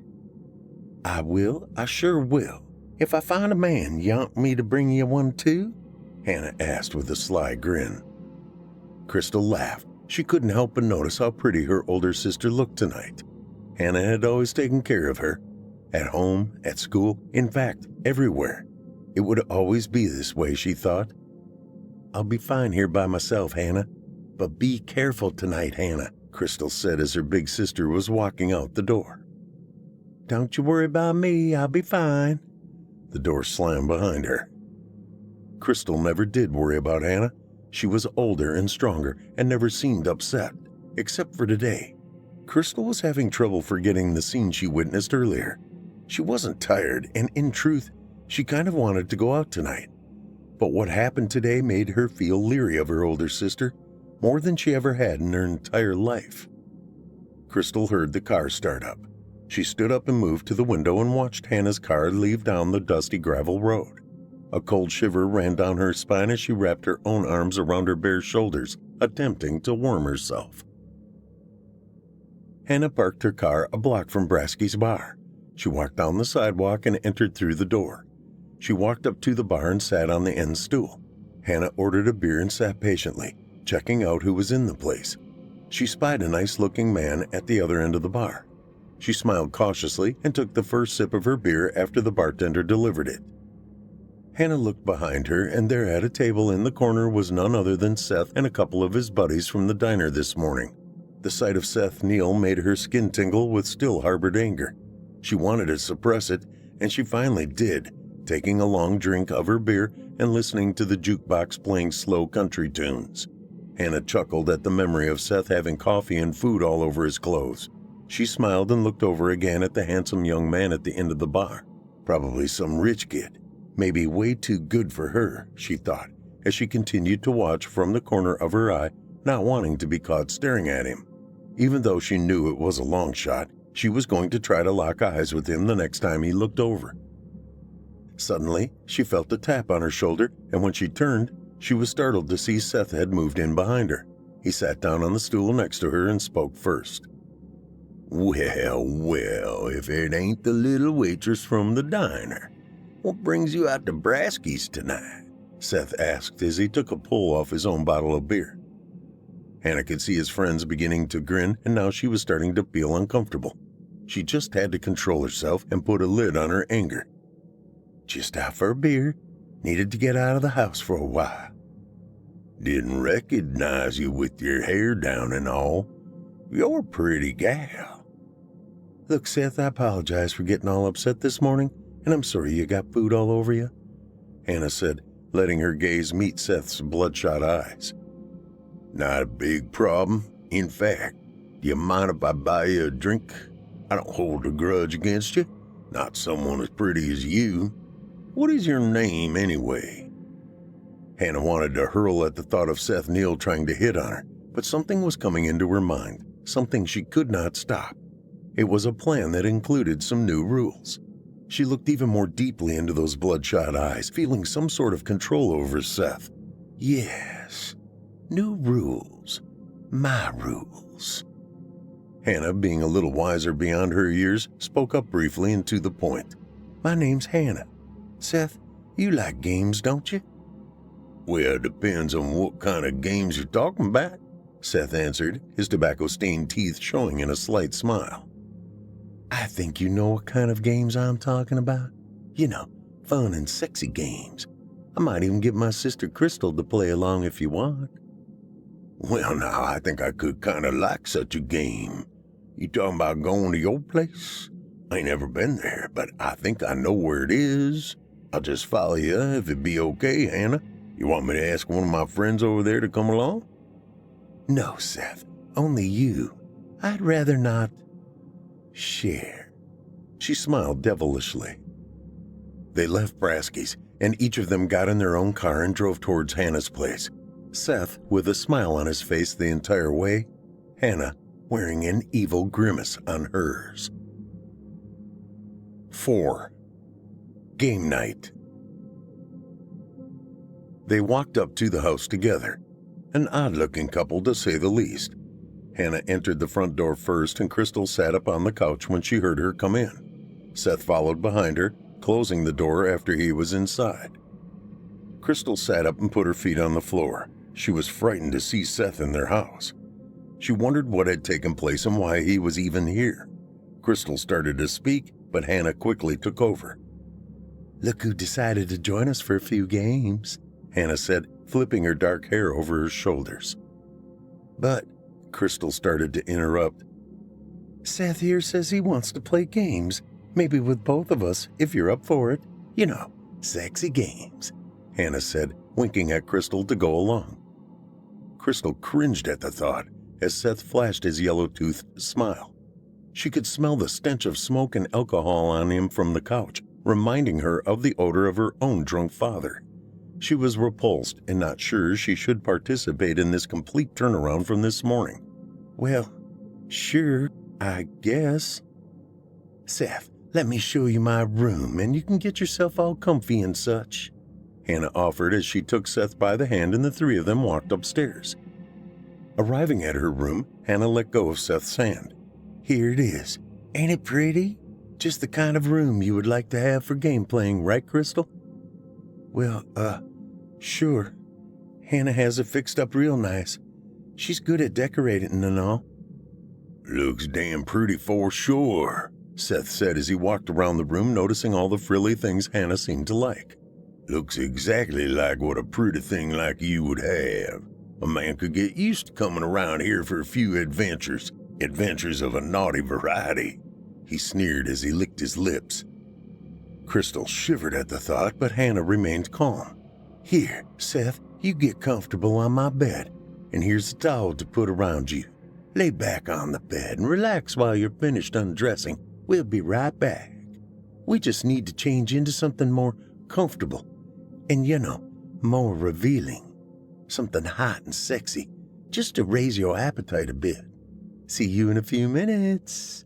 Hannah turned her head and smiled at Seth as she grabbed some things from her dresser drawer. She waved her lingerie at Seth as she walked away with Crystal. They went down the hall to Crystal's room to change. Seth began to undress and thought he must be the luckiest guy around. To aggravate the little bitch in the restaurant this morning and now to have her satisfy his insatiable sexual appetite? Seth began to think maybe he had something women couldn't resist. I guess I attract all those little wildcats pretending not to be so wild. I'll just show her what a good time is all about. Just like all the other women I cat around with. This will be different, though. 2 wildcats at the same time? Playing games? Holy shit, Seth. You did hit the old jackpot. He sat down on the bed and then lay back on it, clasping his hands behind his head. He was imagining all the things about to happen in the next few hours. He was excited, and it was beginning to show below his waist. This was going to be different, and he was going to have one hell of a time playing games. Hannah, have you lost it? Seth Neal, the gross asshole from the restaurant? Come on, what are you thinking? Relax, Crystal. You know I hate the son of a bitch. Get dressed in something revealing. I ain't gonna let something happen to my baby sister. We're just gonna tease him a little. I always protected you before, right? Same thing here. You just let me get started with him. You just have to play along with me. I don't want to touch him. He's so nasty. He smells bad. Dude makes my stomach turn, Crystal said, pulling on her soft blue undergarments, revealing her ample breast cleavage and tight body. You don't have to touch him.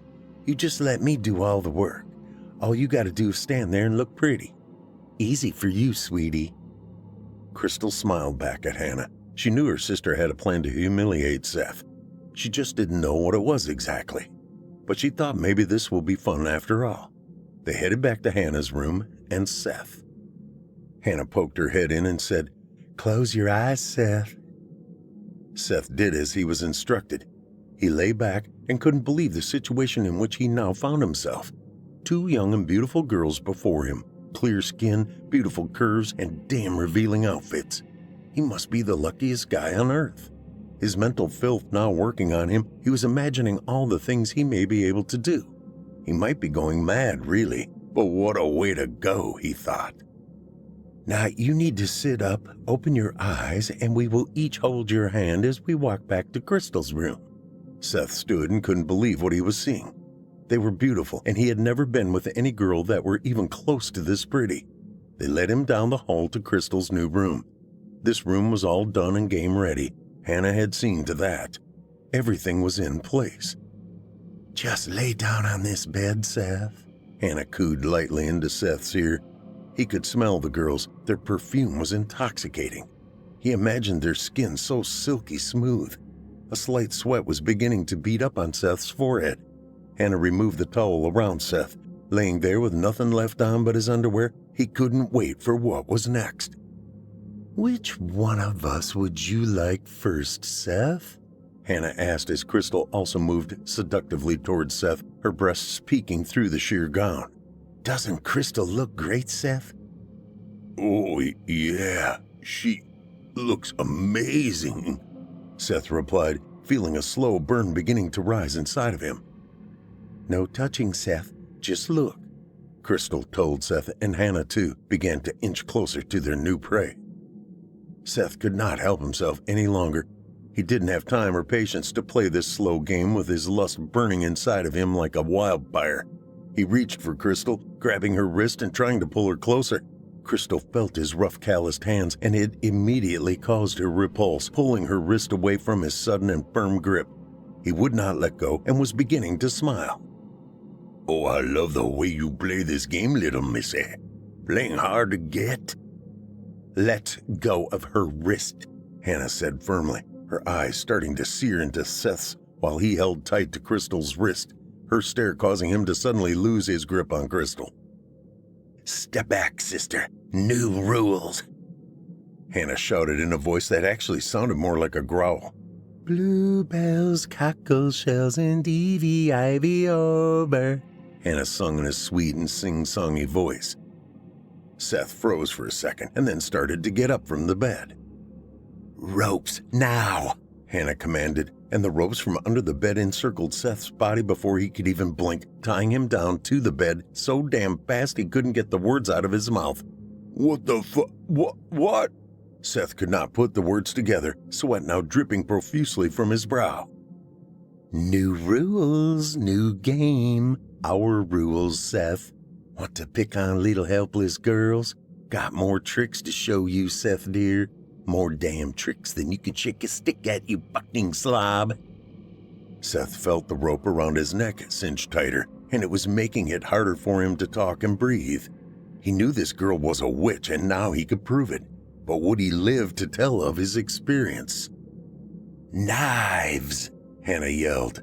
The drawer to the dresser opened and 2 knives appeared and began to slowly float.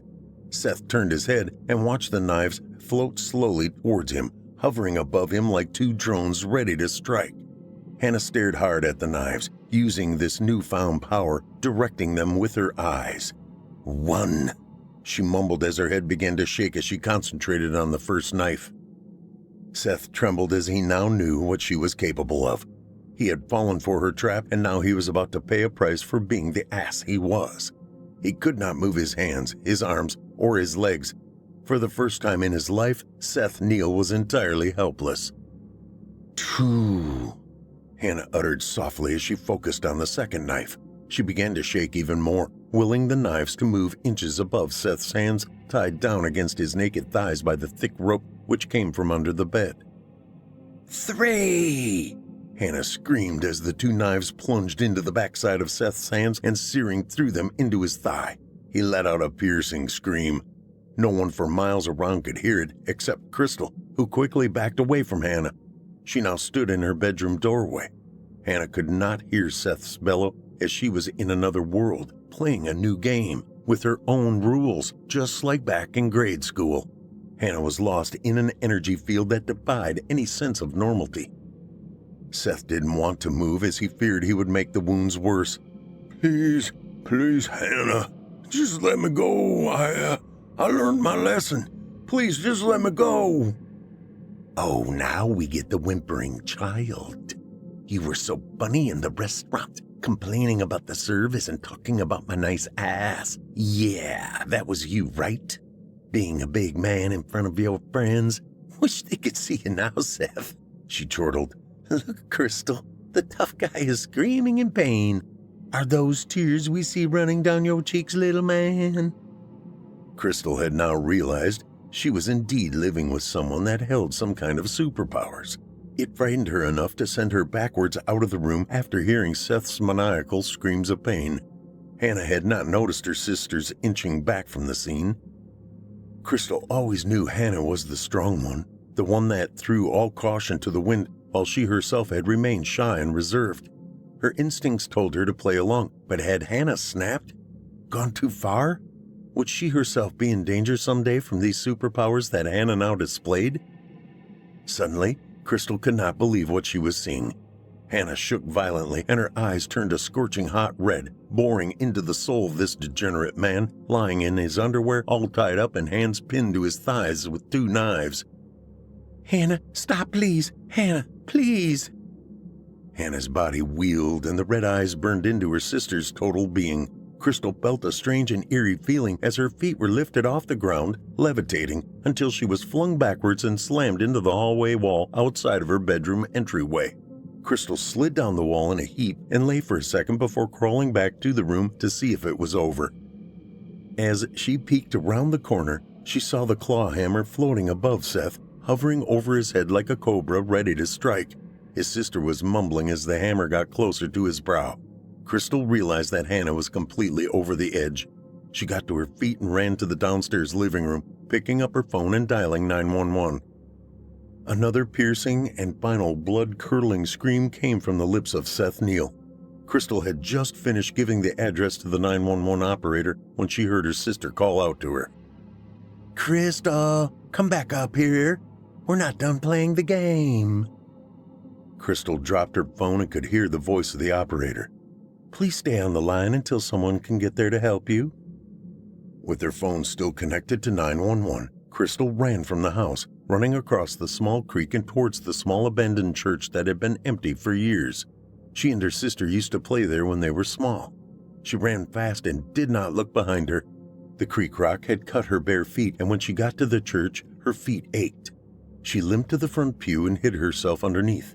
The church was dark and she was frightened, but dared not make a sound. She whispered in the phone, "I'm in the old church by the house. Please hurry. She will come looking for me." Suddenly, the sound of footsteps echoed on the front porch, and the door creaking open froze Crystal, frightened out of her mind. ollie ollin' free. Come out, wherever you are. Her laugh was hideous, and the knife she held in her hand was dripping with the blood of Seth Neal. Come on, Crystal. It's only a game. Come out and play. Hannah waved the beam of her flashlight under the back pews, showing nothing. She walked ahead and row by row looking for Crystal. She was now 3 rows from where Crystal lay, trembling on the dusty wooden floor, making Crystal's hands shake. She could not control the quivering and the rattling of her hands. She attempted to will them to stop. Stop shaking. Hannah's going to hear that noise. Now be a good girl and come out, Crystal. Seth's dead and the game is over. I'm sorry I frightened you. Come on, let's go home now. The light hit Crystal's face and she screamed as she scurried from under the pew, getting to the outside aisle. She ran, leaving her bloody footprints behind. Hannah was in hot pursuit. Crystal opened the front door and stumbled onto the porch. Hannah stood above her, still holding the knife. You were going to turn me in, huh? That wasn't in the game. You cheated. Hannah screamed, New rules!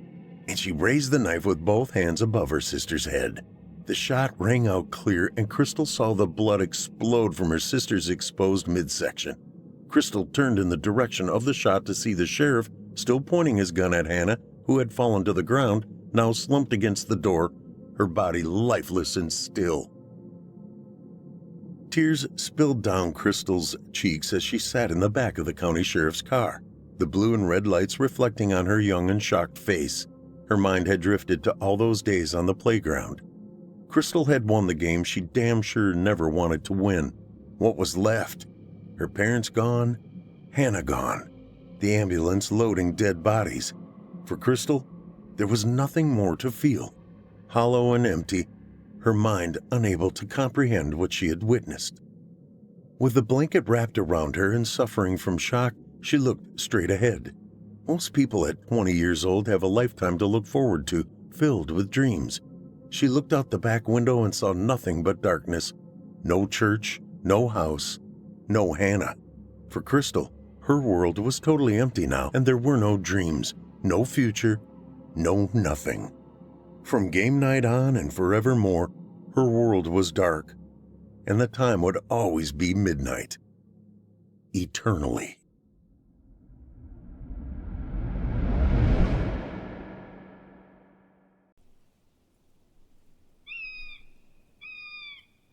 I'm telling this story from a mouth that cannot speak. I don't rightly know why I'm even bothering to try to tell it. The only audience that pretends to be listening is the highway gravel under this hyperthalidomized butt that I have inherited. A couple of lazy sawflies helicoptering by, and the ant-chewed skull of a road-killed armadillo. Even the buzzards are afraid to come near me. Anyways, I am telling it. Like all of the stories I've ever heard, this one is and isn't true in almost all the right places, depending on how you hold your mouth. If I only had a mouth to hold. Well, listen up, old skull, and I'll tell you how it all went down. It all started with my mouth and the words that fell out of it. My grandpa Jake told me I could talk my way into and out of anything I wanted, and a whole lot more of what I didn't want if I wasn't particularly careful. Sonny Jones, He'd say, your lips ain't no prayer book, but when it comes to silver tongues, God gave you the whole damn mother load. It's just too damn bad the good Lord didn't give you any stick-to-itiveness. Well, rubber and glue, Grandpa. Rubber and glue. Everything you say bounces off of me and sticks back on you. Grandpa always called me Sonny because I'd get up every morning and could burn you if you weren't too careful, and I guess the name just stuck, because even now folks call me Sonny. Grandpa and I don't see much of each other these days on account of he won't see me, on account of the time I talked him into buying 500,000 shares in the Mexican gold mine with a name you couldn't pronounce the same way twice. Grandpa didn't take it too badly, seeing it was only a penny issue, but he took it kinda personal when I refused to give him his money back.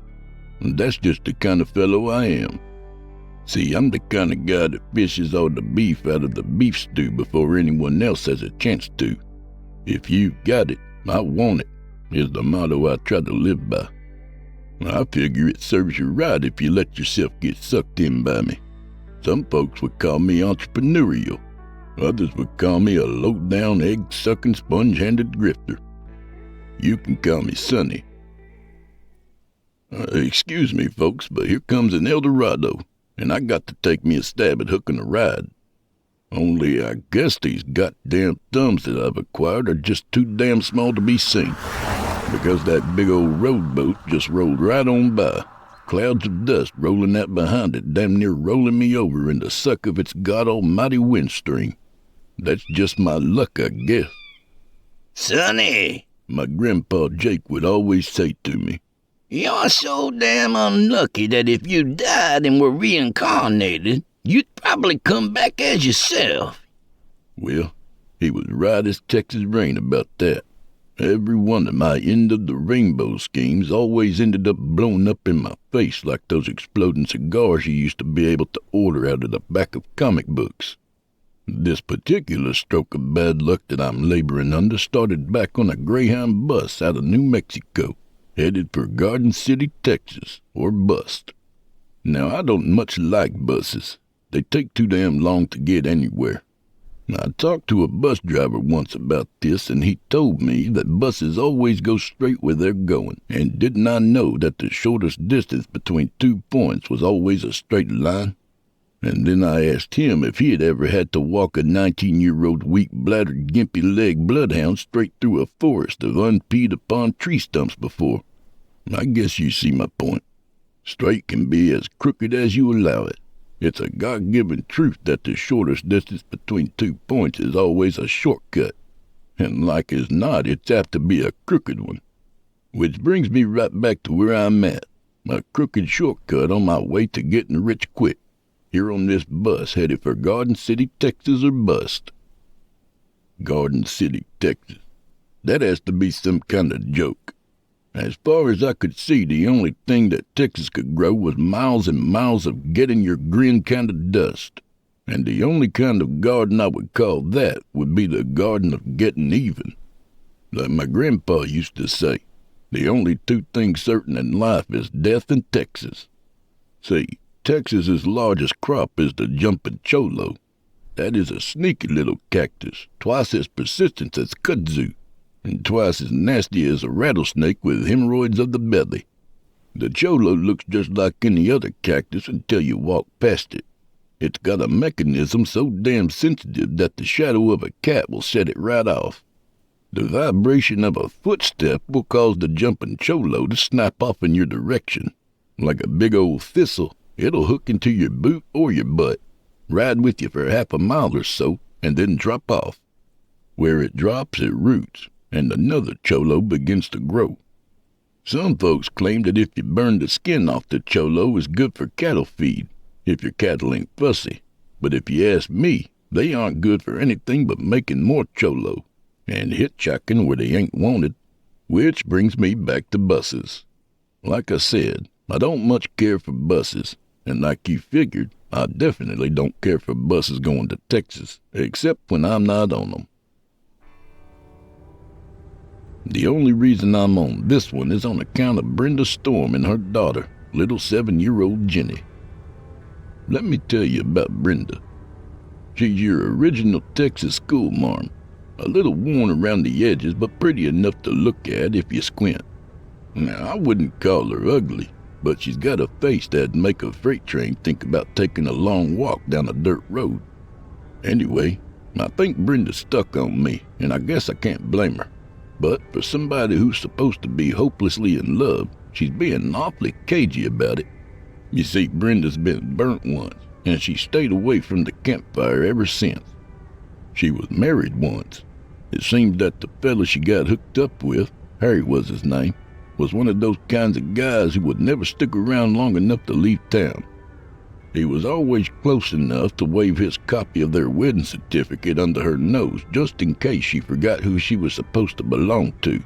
Yet, whenever she needed something done, he was off with his buddies in a bar, or shacked up with some hot tamale he had met down the road.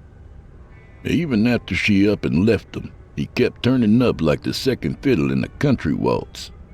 He wouldn't give her a moment to draw a good-sized breath. I suppose you could give old Harry an A for perseverance, but then again, you could say the same thing about that chunk of dry manure that insists on hanging up in that shady notch where a cowboy's boot heel meets his soul. Or for that matter, a chunk of jumping Chollo. There came a day when Brenda finally had enough. She set out to leave Texas. I guess she figured if she put enough miles between her and Harry, he'd leave her be once and for all.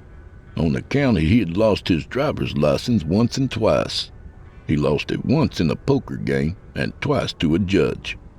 I guess Brenda figured wrong. The next thing, old Harry is standing in front of her station wagon, waving their wedding certificate and telling her that he wasn't about to let her go. So Brenda hit the gas.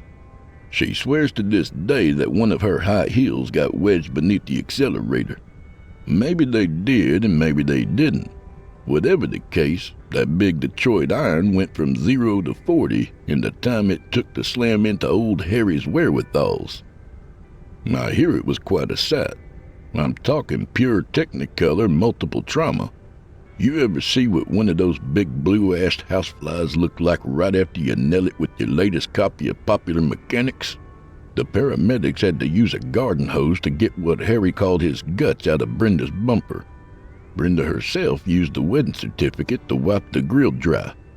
Waste not, want not. That was Brenda's motto. Only I think she had another definition of waste in mind. So Brenda was finally free, but she wasn't exactly what you'd call flush.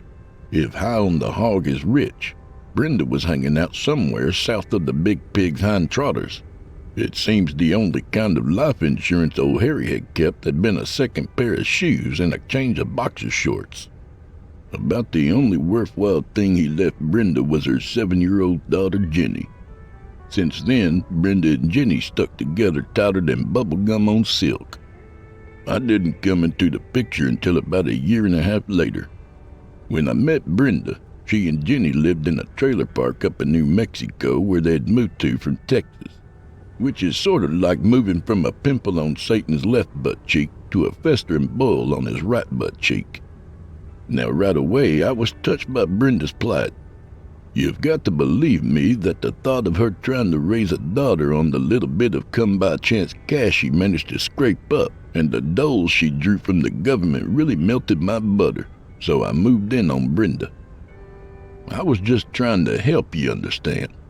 Still, she was harder to nail down than a loose shingle in a Kansas windstorm. All the same, I started dropping in on her unexpected and all the time offering to help out with a few round-the-house kind of handyman jobs. You know, the sort of things women can't rightly do without a man. Complicated things like mowing the lawn or painting the fence. Yet, no matter what I did, she kept giving me the cold shoulder. Yes, sir. Getting to know Brenda was about as hard as hunting for a whisper in the middle of a thunderstorm. I'm not saying the lady was hard to please, but if she ever gets to heaven, I bet she asks for a look at the upstairs first. It took me 2 weeks, but I finally figured what was my best foot in the door of opportunity. It was little Jenny. Like the good book says, a little child shall lead them. The way I figured it was, deep down in her heart of hearts, dear sweet Brenda must have known her little tyke needed some kind of father figure to give her true wisdom. I figured I qualified for sure. All I had to do was to pay a little attention to little Jenny, and Brenda would be bound to up and say howdy to good old Sonny Jones. Now, from what you know about good old Sonny Jones, you're probably asking yourself why the hell am I bothering so hard at buttering up Brenda's fritters? Well, old skull, I'll tell you. What Brenda did not know was that her dotty Texan grandmother, 2 1/2 shuffles away from the bone orchard, had rewritten her will. Old Granny was hardcore Baptist indignant over the notion that her other grandchild was living in sin with a one-eyed Tennessee truck stop waitress. Me, I think it was mostly the part about Tennessee that burnt Granny's grits.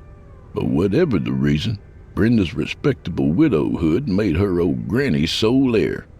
Brenda was due to haul in a stash of government bonds worth somewhere in the neighborhood of 7 or 8 kinds of zeros. That was big pickings for a small-time chicken picker like me.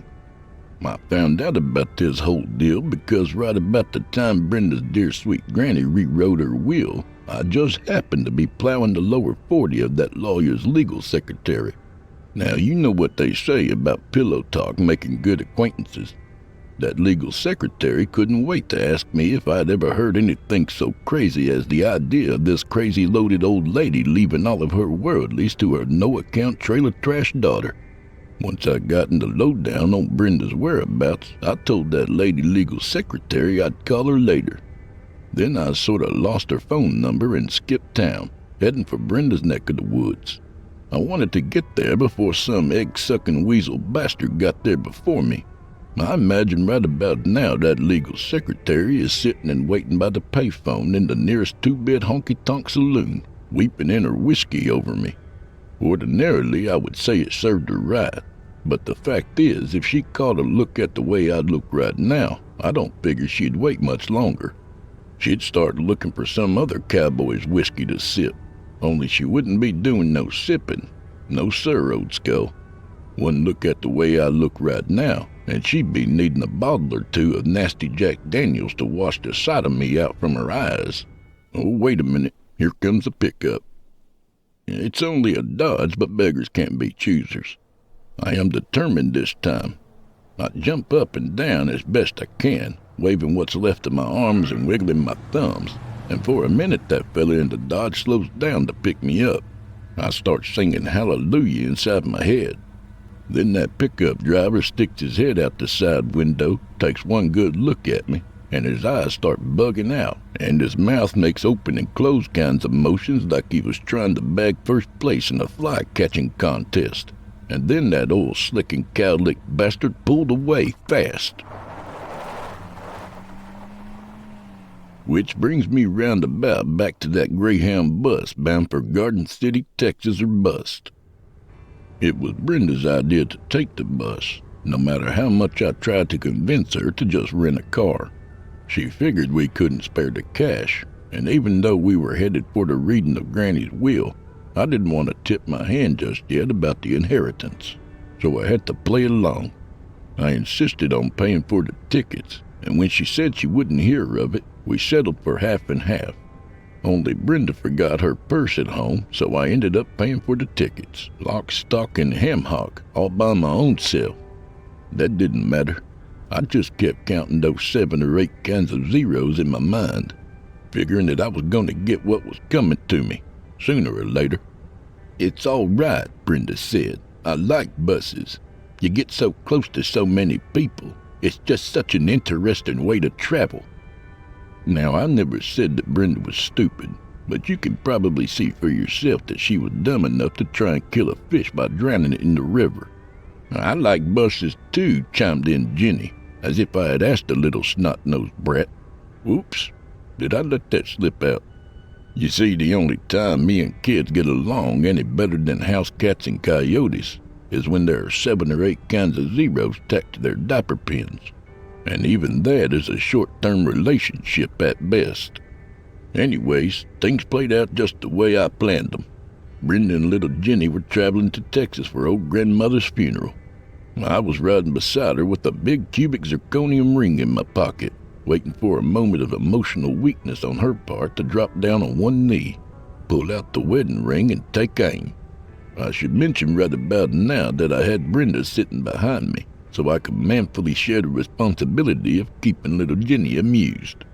I figured the more grateful Brenda was to me, the more likely she'd say yes to my proposition. Once I got her to say I do, it'd be apple pie and ice cream easy to grab the power of attorney and hop a fast jet to Mexico with cash in hand, leaving Brenda and Jenny back in the trailer park where I'd found them. No harm, no foul.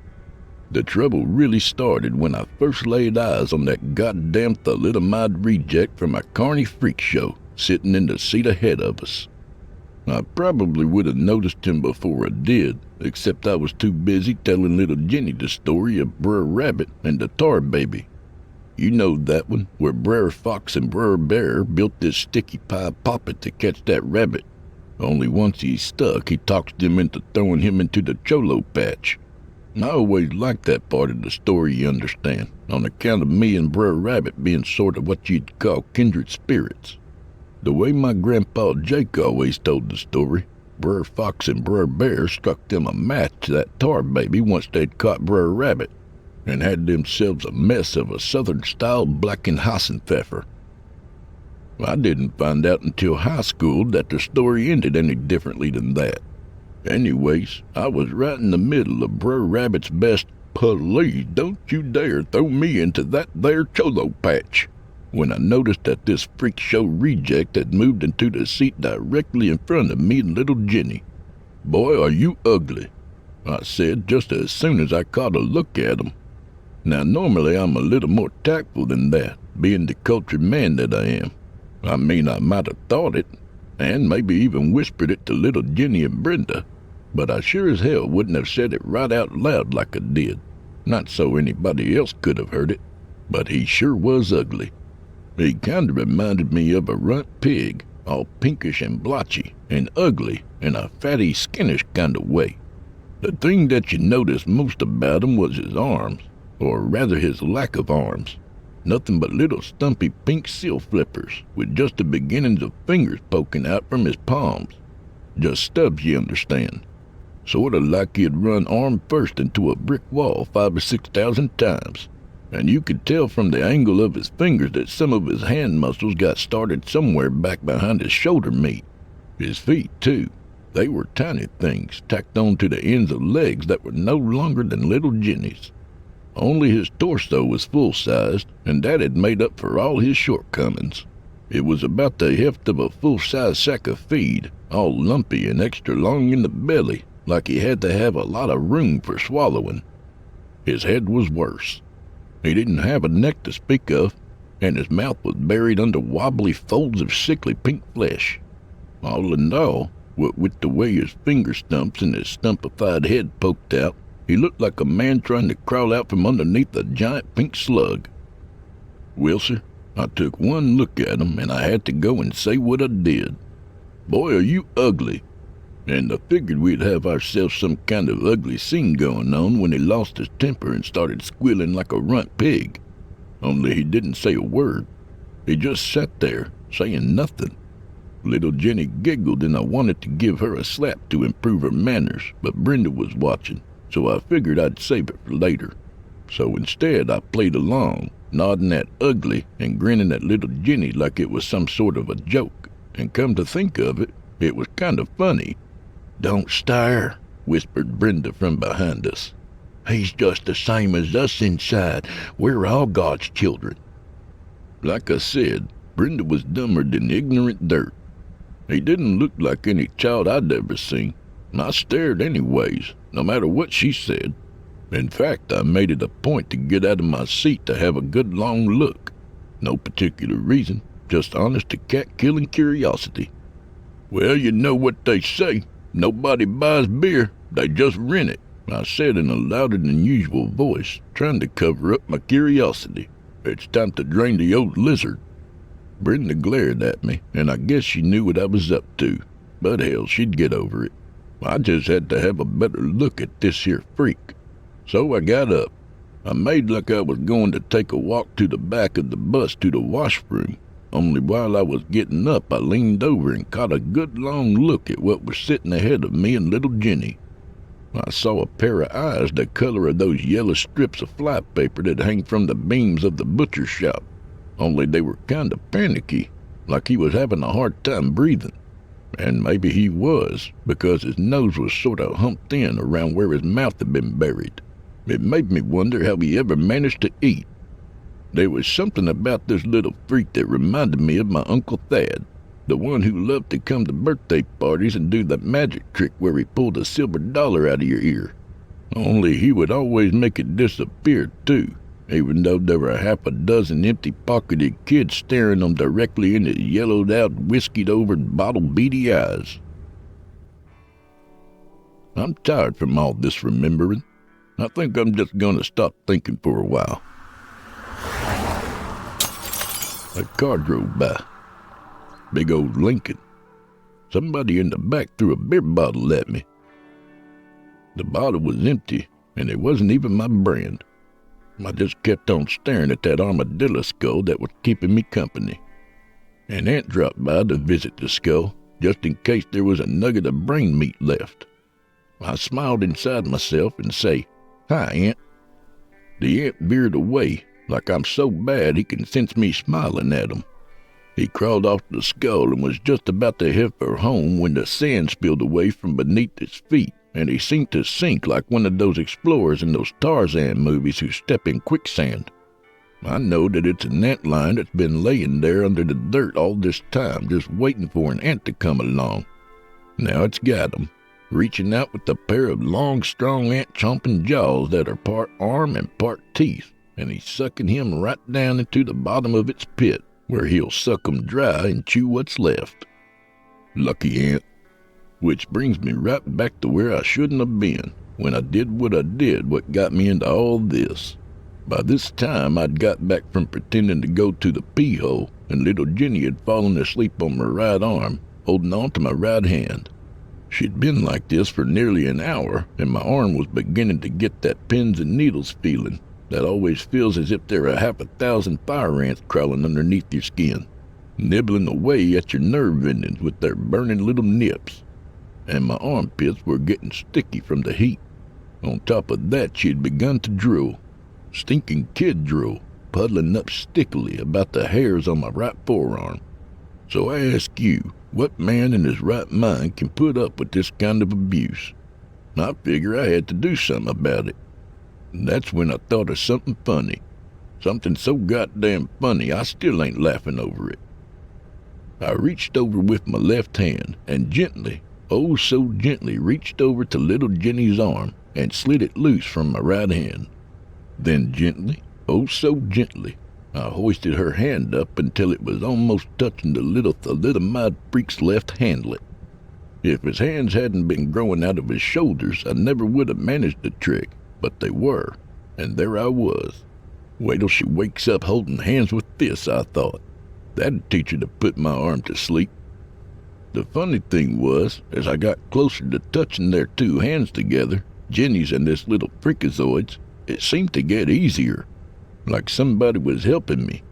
I felt this strange kind of magnetic pull, like when you put your hands in a fast-flowing creek and the current pushes at your flesh until you can feel your skin flapping against your bones and such.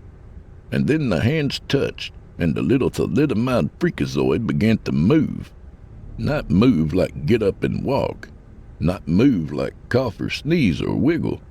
He just sort of slimed up along the seat, somehow stretching himself out and up and along little Jenny's hand. Her eyes flew open. I could hear panic fluttering in her chest like one of those big old Luna moths that you might sometimes see on a hot summer night, flapping crazily against the window pane. And all this time he kept on moving. Have you ever seen an amoeba feed? That's how it was with the two of them, little Jenny and that goddamn freak. Him oozing his body up over hers, from his shoulders on down, somehow sucking her into him, like he was some kind of a human jellyfish. At the same time that it was sucking onto little Jenny, its head and arms kept pushing out, like there was something inside that big fat pink slug trying to climb up and out and over her. It was like drowning in a dream. It happened real slow and real fast, both at the same time. First I was there, staring at this pink thing sucking little Jenny in.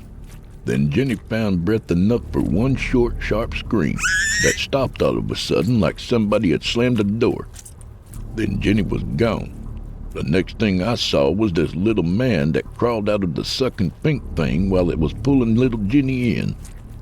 He looked like a scared-to-death life insurance salesman or something. He had that look about him, you understand. Only he was sitting there without any pants on. like he'd just come out of a burning building and hadn't had time to dress. Then everything was back the way it was. Only instead of his original face, it's little Jenny's hands and head that are just barely poking out of that pink-sucking thing's body, right around where its shoulder meat ought to be. At the last instant, Brenda shouted, "My God, Harry, pull her out!" If I had been thinking, I wouldn't have done any such thing. But right then, all I could think of were those 7 or 8 kinds of zeros vanishing and hospital bills and court costs and the jaws of life and God knows what else. And Brenda being so angry with me that she wouldn't marry me if I were the last man on earth, except for that pink sucky thing. And then I reached out and grabbed little Jenny's hand, figuring I'd pull her out. It was the last stupid thing I did on earth. Do you remember a game we used to play when we were kids called sticky tag? Whoever was it would do his best to nab somebody. And then, like those 2 convicts in that old movie, they'd be handcuffed together wherever they touched, and then the 2 of them were it. And then they had to try and catch the next person, all the time hanging on to each other's hand. Well, that's how it was. I grabbed little Jenny and tried to pull, but it was too late. She was gone, and I couldn't pull loose of her hand even when I tried to. And that sticky pink slug thing kept reaching its body out around me, reaching and pulling me in. "Help!" I yelled. Only nobody was helping on account of that scared-to-death life insurance salesman kept yelling, "Don't touch 'em! Don't nobody touch 'em!" So, nobody touched me. Well, to hell with all them, I thought. There's no way this little Indian gum rubber man was going to suck me in. I kicked, and my foot started sinking. "Don't struggle," somebody shouted, but by then it was too late. I was pretzeled up like your grandmother's folding chairs that had been stored underneath 3 steamer trunks up in her back attic, in back of 1,000 photo albums and half a ton of cobwebs. Next thing I know, my face is going under. I can smell the pink freak's body. It reeks of sweaty gym socks and horse piss and that flat pink bubble gum that you used to get with baseball cards. And then I'm inside them, and I try not to breathe, but it's no use. Whatever he's made out of, I can feel sucking into every pore of my body. The next thing I know, I'm staring out at little Jenny. She's sitting next to me on the seat, right beside that scared, pantless life insurance salesman. They're both staring at me. I try to say something. My mouth feels like it's stuck full of 1,000 wads of chewing gum, and I can't scream. Then the bus screeches to a halt on the side of the road. I hear the bus driver clumping down here, only I'm too busy trying to wobble to my feet to get a good look at Brenda's face. She's standing there hanging on to Jenny, so she must have reached around me and picked her up while I was trying to stand. I try and say help, only the sticky chewing gum feeling in my mouth won't let me speak. I try and make my eyes say help, but they've gone yellow, and all I can say with them is being poured through a sheet of sticky, piss-stained cellophane. "What's going on here?" the bus driver asks. "Is this freak causing any trouble?" I tried to turn and look at him, but moving this great ungainly shape is a little like trying to walk around inside a bowl of puke pink jello. So instead of looking at the bus driver, I'm looking at Brenda when she says, "This flipper-handed son of a bitch tried to molest my little daughter, and I think he raped the hell out of this poor man as well." And she's pointing at the scared-to-death life insurance salesman, who must have caught on to what she was up to, because he's nodding his head up and down like one of those stuffed puppies that you see in the back of old Oldsmobiles. The hell of it was, all this time while she's pointing at me, she's staring at me with the look that I think she might have been wearing when she ran old Harry down. The kind of look you might wear while you're stomping on a big old nasty bug. By this time, I've wobbled around to face the bus driver. He's a wide-bodied old boy who probably played a front tackle for his high school football team, and he's just dying to relive old times. Good, I think. Grab me and I'll suck you in like a chigger through a straw in a windstorm. "Don't touch 'em," Brenda yells. "Do you want to catch AIDS or something?" Now she's definitely wearing that look, and from the way I see her hanging on to little Jenny, I don't think Brenda's going to miss me at all. I wonder if things would be different if there was some way I could offer her the ring. When Brenda said aid, she said the magic word because I felt the bus shift from the weight of everybody, bus driver included, taking 2 quick steps back. But Mama Jones didn't raise any fools. I just sat back down as quickly as I could manage. Just let them try and move me. Tar, baby, sit. Don't say nothing. Only next thing I know, I'm staring down the barrel of a pistol that makes Dirty Harry's Magnum look like a pissant. I'm talking big iron, the kind of gun that makes you feel like you're staring down a double-sized sewer pipe. The sewer pipe cannon was held by the bus driver, who jerks a thumb in the direction of the door. I don't even know if that horse-sized hog leg can hurt this pink blob I'm stuck in, but I've got a plan, and I figure I'll take my chances with it. So before he even gets a chance to say the word out, I'm heading for the door. Like I said, I've got a plan. Just as I reach the door, he leans over to work the crank to open the door. I bend over and grab at his hand with my fingertips, hoping to suck him in instead of me. Only when I do, he doesn't switch. I guess it doesn't work that way. He has to touch me, not the other way around. Then I hear something real close and real loud. The gun in his other hand goes off. The bullet slams into the top of my head that's bent over so my hand could touch his. The next thing I know, I'm flat on my thalidomized butt on the side of a Texas highway in my brand new big pink jelly booger body bag, and the only barrel I'm staring down is that bus's exhaust pipe chuggering off into the distance. Which brings me around to where I started, sitting here on the side of the road. Nobody is stopping, and this is starting to feel like one of those crazy Stephen King monster movies where everybody dies horribly. I'm going to get to live horribly, here inside this sticky pink body bag. There's something leaking out the top of my skull, and I guess it's from where that bus driver shot me. I don't know. Maybe if he had hit me in the stomach, or somewhere covered by this pink sticky stuff, I'd have been all right. But right now, I think I might be dying. So I'm going to get up now and allow myself a single sentimental moment as I say goodbye to this here armadillo skull. I'm going to start walking, and maybe I'll head for the desert, and maybe I'll head down the road, and maybe I'll drop halfway to nowhere in hell. Or maybe I'll get there. Maybe I'll get to a city or a truck stop, and maybe some good old boy will pick a fight, and God knows what'll happen next. Maybe I'll get a chance to get out of this pink slug death trap. Maybe when I get out, my brains won't be leaking all over my feet. This here is a whole bag full of maybes, and me without a pot to piss in. One thing's for certain. Texas is one hell of a long life sentence. Period.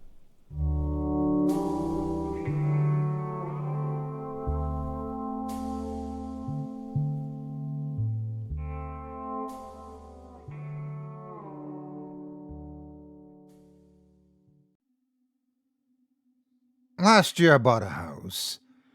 It was about as bland and suburban a house as you can imagine.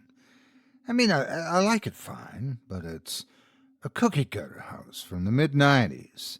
It's got vinyl siding and an inoffensive shade of blue. The family that lived here before was an older couple who were starting to have trouble with the stairs, and they'd been in the house since it was built. The husband had a model train set, and the wife collected decorative spoons. They had pictures of their grandchildren up on the walls. You could not possibly picture a less haunted house. I'm making that point to explain why, when I found a weird box in the attic last week, it never occurred to me to wonder where it came from. You know those military ammo cans, the metal things, with one big latch on the side? It was one of those. It definitely wasn't mine. I don't even own a gun. I figured it must have belonged to the previous owners, and they missed it when packing up when they moved out. It was pretty well hidden, tucked away back in a corner of the attic where the roof slopes down to meet the floor. I would have never found it myself, except that I heard a squirrel or possum or something scratching around on the roof, and I came upstairs with a flashlight to make sure it hadn't gotten inside. I was poking around in all of the crevices of the attic with my light, and that's when I caught a glint off of the metal of the box. Who doesn't love a good mystery, right? I pulled the box out of the corner and turned it over in the light. It was black and almost completely featureless. Nothing but the big latch holding it closed on one side and a stamp in the middle on the bottom. It was an image of 3 intersecting rings, like an evenly spaced Venn diagram. I looked the picture up later, and apparently they're called Borromean rings. They've been used to represent everything from religion to beer, neither of which seemed likely to be inside my mystery box. I tried the latch, but either I was trying to open it the wrong way, or it was rusted shut or something. Whatever the case, it wouldn't budge. So I brought the case back downstairs with me and fiddled with it a bit more in better lighting. Still no dice, though. The latch just wouldn't budge. After a while, I got frustrated with it and left it on the kitchen table to deal with later. I live alone, so if I want to dump ammo boxes on the table, I can. It's one of the perks. I can also attempt to chisel those same ammo boxes open at the kitchen table, which is what I ended up doing the next morning. Turns out those things are built pretty well, so my first few hits did nothing. As I was setting the chisel for my 5th or 6th hit, though, it skidded sideways on the box and I sliced into the side of my hand with the edge. You know, the webbing in between your thumb and forefinger? Got myself right there. Nice little nick. It started bleeding immediately, and I hopped up and ran over to the sink to wash it out and disinfect it. I don't know what diseases you can get from things that have been collecting dust in an attic, and I don't want to know. Funny thing is, when I came back to the table, the latch was open. I must have popped it with the chisel as I was setting it that last time, or something. Maybe that's why it skidded in the first place. Anyway, the box was unlatched and it opened and closed easily when I tried it. No squeaking or stiffness in the hinges or anything. I even tried relatching it, and it worked just fine. I took out the contents before I latched it again, just in case it did get stuck. Here's what was inside. A thin hardback book bound in black leather and tied with a black silk ribbon. 2 bronze rings wrapped up in a black silk cloth. A 6-inch long steel needle. A tiny jar, the size they put lip gloss in, full of some sort of putty, and a slip of paper with a string of numbers. The paper was on top of everything else, so it was the first thing I saw. It was handwritten, and it said 0502 2018 1537 4201 55 -93 34 51 38 46. The other side was blank. I held it up to the light in case there was something else hidden there, but couldn't make out any watermark or hidden text. So the first 3 numbers were obviously a date, May 2nd, and that meant that the 4th number was probably a time. The rest of it took me a little while to figure out, but the negative finally clued me in. The next 6 numbers were coordinates, latitude and longitude. When I plugged them into the Google Maps, I got a shock. Displayed on the screen was my house. I laughed about it a second later. I found this in my attic. It's not surprising that it got my latitude and longitude on it. Whoever put it there obviously knew where they were. It's a weird thing to do, but not difficult. Incidentally, I changed the coordinates here so that they point somewhere in Iowa now. I don't want anyone reading this to know precisely where I live. No offense. The last 2 numbers didn't make any sense at all to me. I puzzled over them for a few days, Tried all sorts of possibilities. Height above sea level, percentage change of property value, length of text, but came up blank on all of them. So I left the slip of paper by the computer and basically forgot about it for a little while. The other items didn't make any more sense. The needle was exactly what you'd expect a needle to be. Pointy at one end, a small hole at the other. It stuck to a magnet and put a hole through a piece of paper. Nothing unusual happened in either case. The rings fit perfectly on my thumbs, which means they must have been made for a really big guy. They're too big for most people to wear on any of their fingers, unless they were designed as thumb rings, which is a pretty weird fashion statement. And even so, I'm above average height, so I think they'd be loose on most people's thumbs. The jar was weird. The putty in it was flesh-toned and very stretchy. I couldn't manage to pull it free of the jar or break a piece off. I got scissors to try to cut a piece free, but they sank partway in and got stuck. It took me almost a minute to get them out again afterward, and the putty showed no lasting marks once the scissors were gone.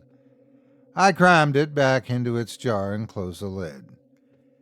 But it wasn't until I got to the book that I really started to get creeped out. It was maybe 100 pages long, and those Borromean rings were stamped into the leather of the cover.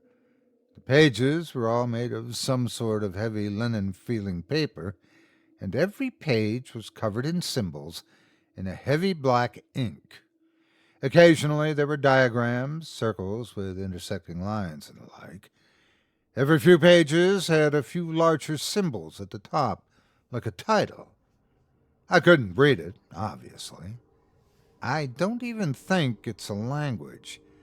But you know how sometimes you hear a song on the radio that you haven't heard in years, maybe even decades? And if someone had asked you if you knew the words, you'd have said no.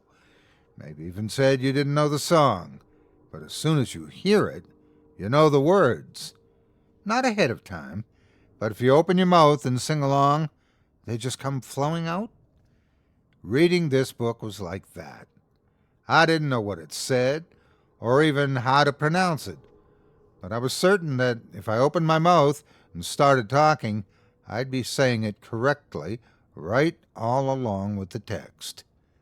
I didn't do that, mind you. I was too unsettled by the feeling.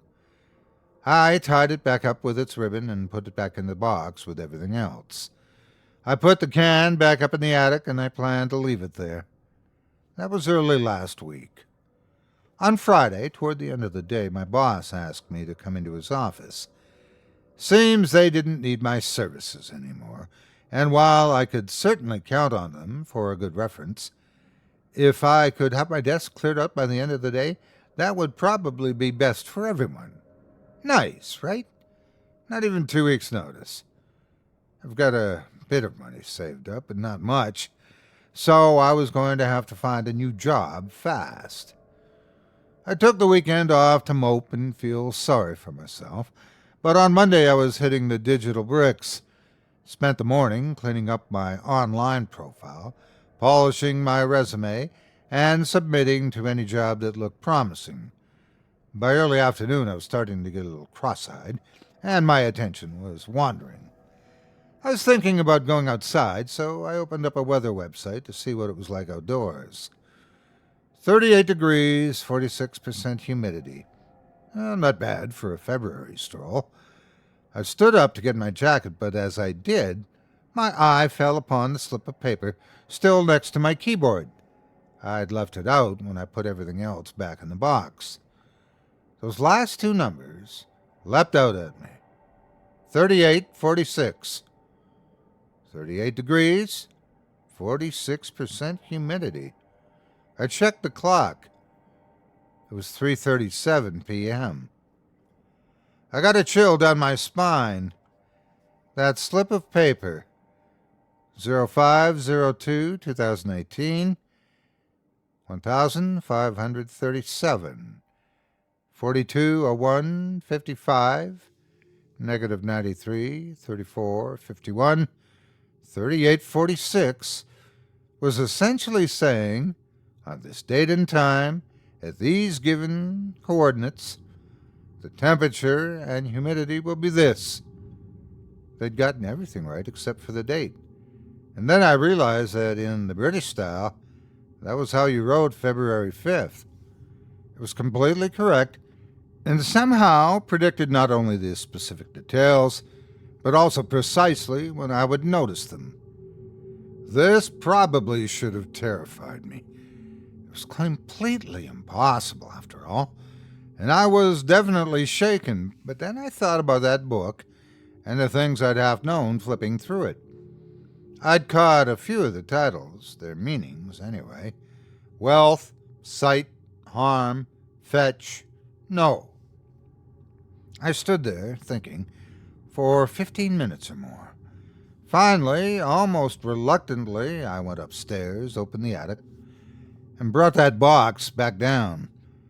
The latch opened easily this time, even eagerly. Everything sat inside just as I'd left it. I took the book back out and, with a frisson of fear, untied its ribbon again. I sat down on my couch and read silently, the strange symbols converting into words in my brain. It was a book of power, of spells. If it could do what it promised, I'd never work again in my life. Remote viewing, predicting the future, material transmutation. All this and more, page after page, detailing the necessary ritual, the preparations, the words. When I turned the final page and looked back up from the book, it was dark, as in past midnight. I looked back down at the book in my hands and could barely even make its shape in the dark room. But when I flipped through the pages, I could still read the symbols as clearly as ever. This chant to become undetectable, that ceremony to extend my lifespan, and through it all a drumbeat. Wealth, power, life. I knew how to make the book work for me. I took the steel needle and pierced my left index finger with it. When the blood welled up, I touched the swollen drop of the rightmost of the interlocking rings on the cover. The blood flowed swiftly around it, staining the red circle. It represents my art and my commitment and enters me into a pact with the book. 24 hours to let the blood set, and we'll be linked. I don't yet know what the other two circles represent. I'm eager to find out. I spent yesterday making preparations. I wasn't about to just start chanting out the first page that seemed interesting. I decided to start small, simple, do something little and see if there were hidden costs, things I didn't know. It was no good wishing someone dead and then finding out that the spell exacts an equal cost from the caster or anything like that. I'm not saying that I wished anyone dead, anyway. It's just an example. But I'm still pretty ticked at my boss, so it's not off the table. Just a joke. I settled on wealth. It seemed most relevant, plus the book kept falling open to that page when I laid it flat. That seemed like a good sign to me. Also, it looked fairly simple to perform. I wasn't totally sure of that, because reading along in my mind wasn't the easiest thing in the world. After the first read-through, I started to get a headache pretty quickly.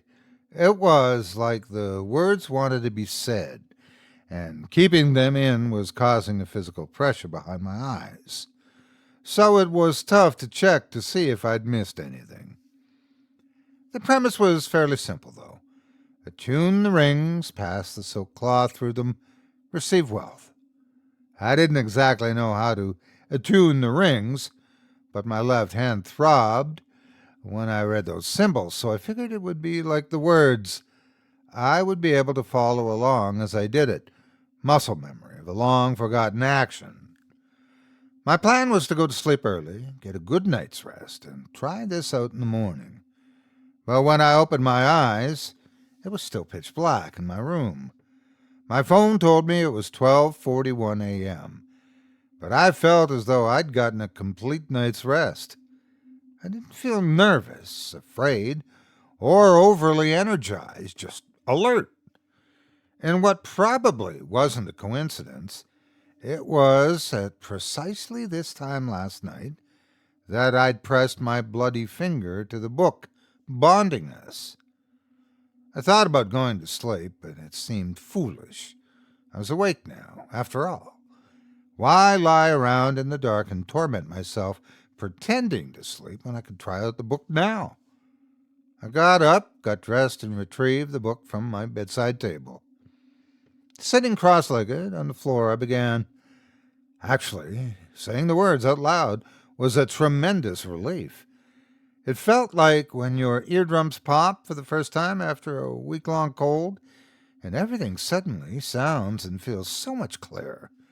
The first dark, rolling syllable broke the dam, and the rest of the ritual flooded out behind it. I began with the rings clasped in my right hand. I held them high, still speaking the ancient language aloud, and felt the power tingle down my arm. With my left hand, I picked up the needle, grasping it in my fist. I pressed my thumb into its point, and the feeling as it pricked my skin was almost erotic. I pressed my thumb into my other fist and squeezed it, feeling the blood flow freely. When I drew it forth again, the blood was gone, and one of the bronze rings was encircling the second joint. I drew the ring back off of my thumb with my right hand, and held both rings between thumb and forefinger. Taking up the black silk handkerchief in which the rings had been wrapped, I drew it through the two rings, pulling my blood-bound ring away from the end of the cloth as it went.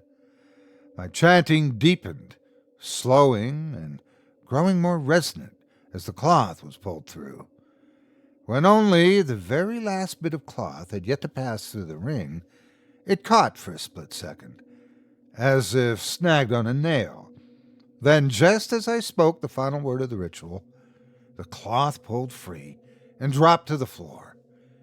It didn't flutter and dangle as silk should, but plummeted like a brick. Curious, I picked it up, and a small bank-wrapped bundle of $100 bills tumbled out. I counted 50 bills, a number confirmed by the $5,000 band encircling them. I stared at the money, unbelieving. $5,000. Just like that. Quickly, I repeated the ritual. What was a drop or two of blood compared to $5,000? For the cost of a shaving cut, I could get a year's salary. My hand shook with excitement, but as soon as I spoke the first symbol aloud, a deep calm settled over me. I felt no excitement, no fear, no anticipation, only focus. This time, at the conclusion, the cloth fell from my hands in a musical jangle. Coins rolled free, mainly pennies and quarters. I lifted it to see a pile of change, probably no more than $10 worth. Still, not a bad exchange rate, but nowhere near what I'd previously achieved. I tried for a third time, and this time produced a man's wallet. It had just under $100 in cash, several credit cards, and a driver's license, announcing that it belonged to Lazar Yardanov, a resident of New York City.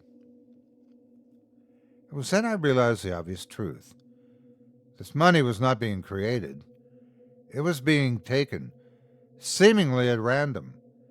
I'd been lucky on my first pull, but there was no guarantee of that level of success ever again, unless there was some way to attune the other ring as well. The spell had said nothing about it, but possibly it was mentioned somewhere else in the book. I leafed through, allowing the headers to echo in my mind. Reward, adroit, malign, no.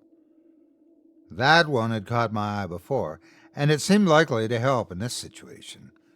I started to scan it, but my headache rapidly worsened as the words began to mob my mind. Throwing caution to the wind, I opened my mouth and intoned the words as my eyes passed over them. My hand moved of their own volition, twisting the black silk cloth into a narrow band.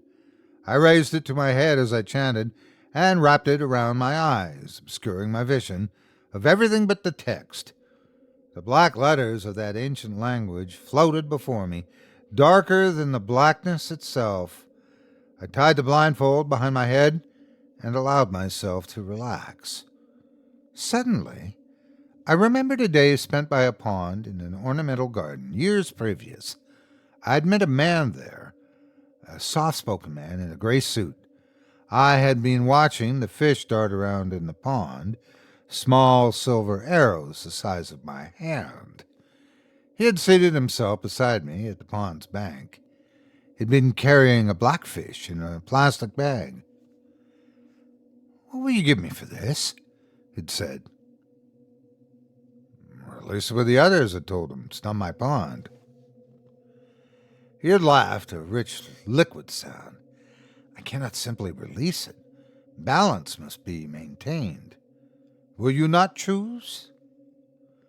I'd looked at the darting fish then. They all looked the same to me. "Then," the man said, standing and striding into the pond, water and mud staining the legs of his gray suit, "you will not miss this one." He had darted his hand into the water and seized a fish. It had struggled in his grasp, flailing in the air, desperate to return to the pond. But I'd only shrugged in response, and the man had opened his mouth, revealing a flash of sharp white teeth, and swallowed the fish whole. "Enjoy," he told me, releasing the small blackfish from its bag. I had immediately joined the others in their darting schools, and I'd watched them until the sun set that day. I opened my eyes again to darkness and the feel of cloth. I untied the blindfold, wondering why I had remembered that day in the park. I thought about the fish and realized that I knew how to attune the other ring. It was currently untuned, but I could focus it on a specific person, or direct it to find wealth attached to no person at all. This was not new knowledge. I'd always known this. Strange that it had taken a ritual to remind me of such a basic thing. Then I thought again about my day in the park, a park I could not place outside of one specific memory, and I wondered what the man had taken from me in exchange. I made 2 unpleasant discoveries yesterday. The first came after I had attuned the opposition ring and used wealth to draw forth unclaimed riches. I had to squint against the sun to see the strange tarnished coins I'd produced, but surely it could not have been later than 1 or 2 in the morning. I'd awoken at 12:41 a.m. after all, and invoked the ritual only 4 times. I would have sworn that it had taken no longer than 5 minutes each time. My phone confirmed what I was seeing, though. It was past 7 o'clock in the morning. Those forecastings, plus the memory of the no, had taken over 6 hours to complete, and I was ravenous. I took the book downstairs to breakfast, and read the spell again silently, fighting the headache it produced. No symbol indicated anything about the time. Like tuning the ring, this was something I was supposed to already know. The only cost it spoke of was the drop of blood. Still, if I could work 8 hours a day in an office for a paycheck, surely I could give away some of my time here as well. It bothered me that I did not seem to have used the time, that it simply seemed to be missing. But I told myself that in the end it didn't much matter where it had gone. I considered the possibility that I'd been in some sort of blackout state and had, unbeknownst to myself, obtained the wealth through more direct means during those missing hours. However, nothing indicated that I had left my house during that period. I was still barefoot, My doors were still locked, and my car's odometer had not changed. The time, it seemed, truly had just vanished. The second unpleasant discovery came when I walked into my bathroom. I'd gone to bed the previous night a healthy man in my early 40s. The face, looking back at me from the mirror, was that of a much older man. My wrinkles had deepened into shadowed lines. My hairline had receded, and much of the hair had turned gray. My eyes had deep purplish bags under them, and my skin appeared slightly yellowed. I recoiled from the stranger in my bathroom, only realizing after the initial shock that it was my reflection. I prodded my face, confirming what the mirror showed. The skin felt rubbery and flaky, an unpleasant combination. I snarled at the book, cursing it for doing this to me. The drops of blood I'd provided had only been symbolic of the actual cost of the spells. I'd been squandering my life for petty monetary rewards. Even as I swore, though a symbol in the book's forgotten language appeared in my mind, it whispered its name to me. Siphon. I knew what it meant, and what it would do. The book begged me to read it aloud, to step outside and take the first convenient subject, but I recognized the trap. Steal a neighbor's pet, and then what? Be seen, be caught, be forced to turn to the book for more protection? Overlook, erase, evade, define, each one costing me more of my life, perpetuating the cycle. No, I was no fool. I would plan this. This would be on my terms. I went to the pet store. There was a low-walled glass box full of puppies, squirming bundles of fur no larger than my hand. They raced up when I approached their pen, tumbling over each other in their eagerness to see me, to be touched. Adorable, innocent, and young. Each one likely to live for a decade or more. 10 to 15 years there for the taking. I couldn't do it. I bought a feeder mouse, one meant to be given to a snake for a meal. Even so, I tried not to look at it as the store attendant lifted it from its cage, trapped it in a cardboard box for me to take home. I went back to the attic this time, clearing a spot on the bare wooden floor. Following the diagram in the book, I drew a large circle, large enough to sit inside, then another larger one around it. I connected them with intertwining lines, marking certain areas with the symbols shown in the book, and partway through I no longer had to consult the book. The circle simply made sense, each line demanding the next, and it was obvious what to write where. It took no more than 2 minutes to draw in all of the complexity. I checked my phone afterward to confirm that I had not lost time here. I seated myself inside the circle and opened the book to siphon. Heart pounding, I put my hand into the cardboard box and pulled out the terrified mouse.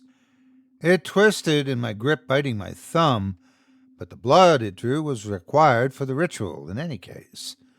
I opened my mouth and the words began to flow forth. As before, my body calmed as the ancient language took over. My heart slowed, my thumb ceased to hurt from the bite. I held the mouse outward over the top of the circle and cut into its belly with the sharpest knife from my kitchen. It squeaked in pain and fear, but my hands moved automatically, carrying out the required gestures. I flayed open its chest, cracked its ribs, and gently pried free its tiny heart, still attached and beating. With the final word and a single swift stroke, I severed the organ from its moorings, and with one last spasm, the mouse went still. My heartbeat sped up again, sounding loud in my ears, as I looked at the dead mouse in my hands. As I watched, it collapsed rapidly inward, desiccating and fading away in my grip. The skin shrunk tight over the bones, then tore and crumbled off. The eyes rotted away in mere seconds. In less than a minute, I was holding nothing but a handful of fragile, dry bones. I felt no different. My skin still had that rubbery, flaky texture, and my hands did not seem any less aged. Taking up my phone, I looked into the camera and confirmed my suspicion.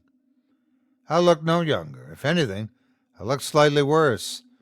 The mouse's meager years had done nothing. I thought again about the puppies, the 15 years each one could provide. I steeled myself to return to the pet store. A thought assailed me. Short though the mouse's lifespan may have been, it should have done something. This had done nothing, or less than nothing. Before I tried again, I had to know if I'd done something wrong, and I knew how to be sure. I left the bones in the attic and went downstairs to retrieve the black cloth. The words to know were fresh in my mind, still glowing darker on dark when I tied the blindfold. As before, I remembered a day in the ornamental garden, this time fishing beside the man in the gray suit. My hook was unbaited, and I believed that his was as well. We had been there to relax. I'd been surprised when his line dipped and he reeled in a struggling carp. The balance must be maintained, he had told me, opening a container at his side and drawing forth another black fish. With an underhand throw, he'd lobbed it into the lake. Best when they're fresh, he told me, biting into the fish in his hand. It had flopped back and forth, coating his chin with silvery scales. I turned away, revolted and disturbed in a way I could not quite describe. I took off the blindfold, scowling. The conversation was not one-to-one. Siphon took years from the target, but gave months in return, and the blood it took to power it represented a year of my own life. I had lost another 10 months or more on the mouse. I thought once more of the puppies. Even if I slaughtered the entire pen, I'd get no more than a year back, maybe 2. I needed something larger, something longer lived. I knew what I had to do, and somehow the decision was easier than it had been with the puppy. Back to the attic, and opening the book to a spell I knew was there. Fetch. The rings on my thumbs already attuned, one blood-bound to me, the other set to find things unattended, unwanted, unregarded. Hands clasped, I began to speak the words. As I spoke, I drew my palms apart, steadily widening them. The space in between shivered and bent, and when I had them far enough apart to hold a basketball, it twisted in on itself, and suddenly my hands were on the shoulders of a small child clad in rags. Indian, I think, though I could be wrong. Probably a boy. I did not ask. The child looked up at me in confusion and alarm, and I snatched up my knife and struck. Not to kill, for the spell could only take years remaining. It had to be alive for this. But I'm not cruel, and I did not want it to suffer. My first cuts were an invocation of sorts, a word of power in that ancient language. Still, I wrote on its chest, and the child went immobile. I picked it up, marveling at how little it weighed, and carried it to the circle, stepping carefully inside. I placed it at the top of the circle and gently closed its eyelids so that it would not have to watch this. I think I saw a tear gathered in the corner of one eye, though that may simply be a guilty conscience. Certainly that tear never fell. Siphon flowed through me, tore through my tongue and my knife, and soon I held the child's heart in my hand. As I cut it free, I felt power and life flow into me. My eyes snapped shut and my back arched with the intensity of the sensation. It lasted only seconds, but it felt rejuvenated. I opened my eyes again to see a collection of bones scattered over my circle, marring the lines. If I was to do this again, I would need to create something more permanent.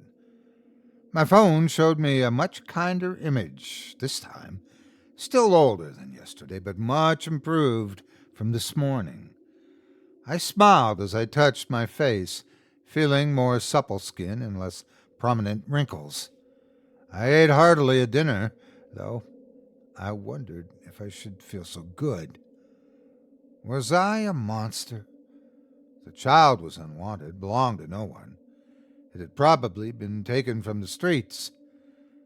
The 70 years I had taken from it were a theoretical maxim in its environment.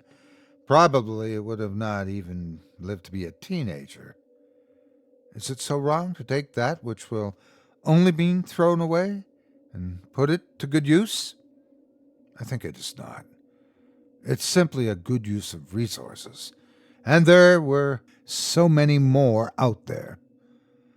I robbed a bank over the weekend. The wealth trick was time-consuming and yielded uncertain results. The corner of my attic had begun to look like a dragon's hoard. Strange coins, jewels, and artifacts swept haphazardly together. The coins I could at least take to a store that would exchange cash for gold. But what was I supposed to do with a silver cup with embedded sapphires? I could pry the stones out, but then what? Do jewelers buy from random men on the street? Also, I was having to fetch 2 or 3 orphans a day just to fuel the years I was burning. I experimented with parrots and other long-lived animals, but the results were always best with a human sacrifice. Their bones were piled in another corner of the attic, pushed into an untidy heap. In short, I needed a better solution, and the idea of walking off with a bank's money appealed to me. Outlaws have been robbing banks since they've existed. It's a classic get-rich-quick scheme with hundreds of compelling stories of both successes and failures. I love the tale of a good heist, and I was excited to conduct one of my own, especially since, with the help of my book, mine was guaranteed to be one of the successes. The plan was simple. In the interest of time, I used no again and traded a useless memory for the knowledge of the best local target. 1 silver fish for the gray-suited man, and I knew everything I needed to about Mr. Henry Ambor, branch manager. I could have done my own investigation, but this was faster, and I was impatient. Henry was affable. Henry was well-liked, and Henry lived alone, which was very convenient for my purposes. My original plan was to go to his house in the dead of night, don some dark clothes, skulk in the shadows, pick the lock, and ambush him in his sleep. But the more I thought about it, the more I spotted things that could go wrong in that plan. For starters, I don't know how to pick locks. But the book held a solution on a page labeled Overlook. I looked in the mirror after casting it, and it was a strange sensation. I could see myself, obviously. I was right there. And yet, if you'd asked me to describe what I saw in the mirror, I would have described the room. I wouldn't have thought to mention me. I was irrelevant.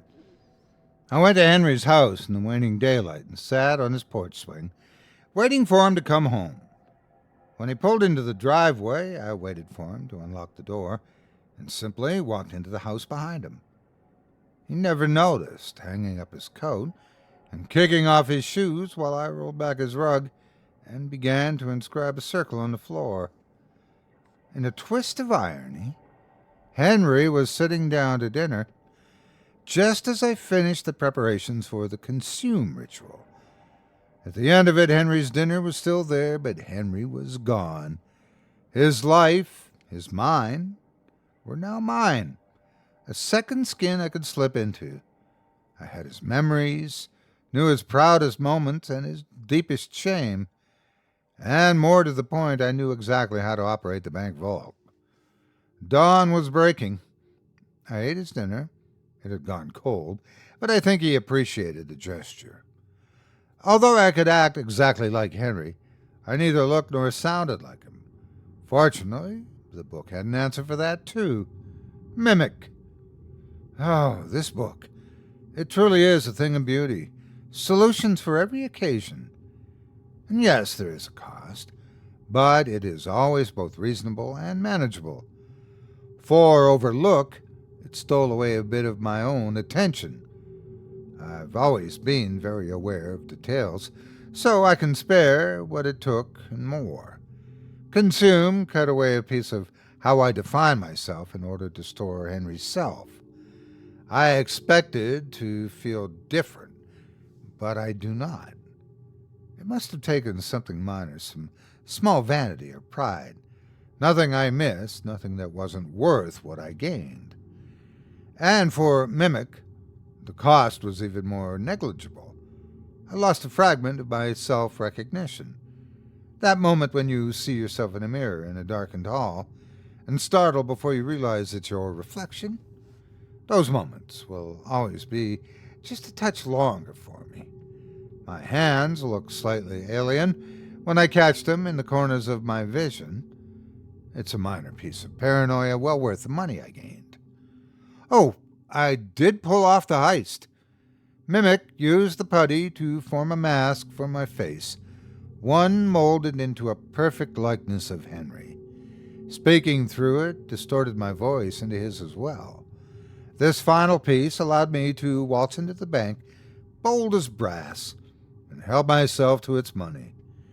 Now, even the branch manager cannot simply walk out with bags of cash, unless he has a gun, which Henry did. He had never brought it to work, of course, but I did. I opened the bank for the morning. I let the first tellers in. Then I relocked the door, trained my handgun on the security guard, and demanded his weapon. He stared at me and asked if this was a joke. So I shot him. I'd never fired a gun before, neither had Henry. He'd bought it for home defense and kept it unloaded in an upstairs closet. He was slightly afraid of it. The guard fell, blood spurting from a hole in his guts. He clasped his hands over as if to hold it in, but the wall behind him was painted with the red spray, and it was pulling at an alarming rate. Realizing it was futile, he fumbled for his holster, so I walked over and shot him again in the head.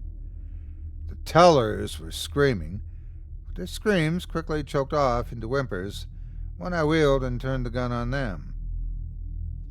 Cora, Samuel, you don't have to die, I told him.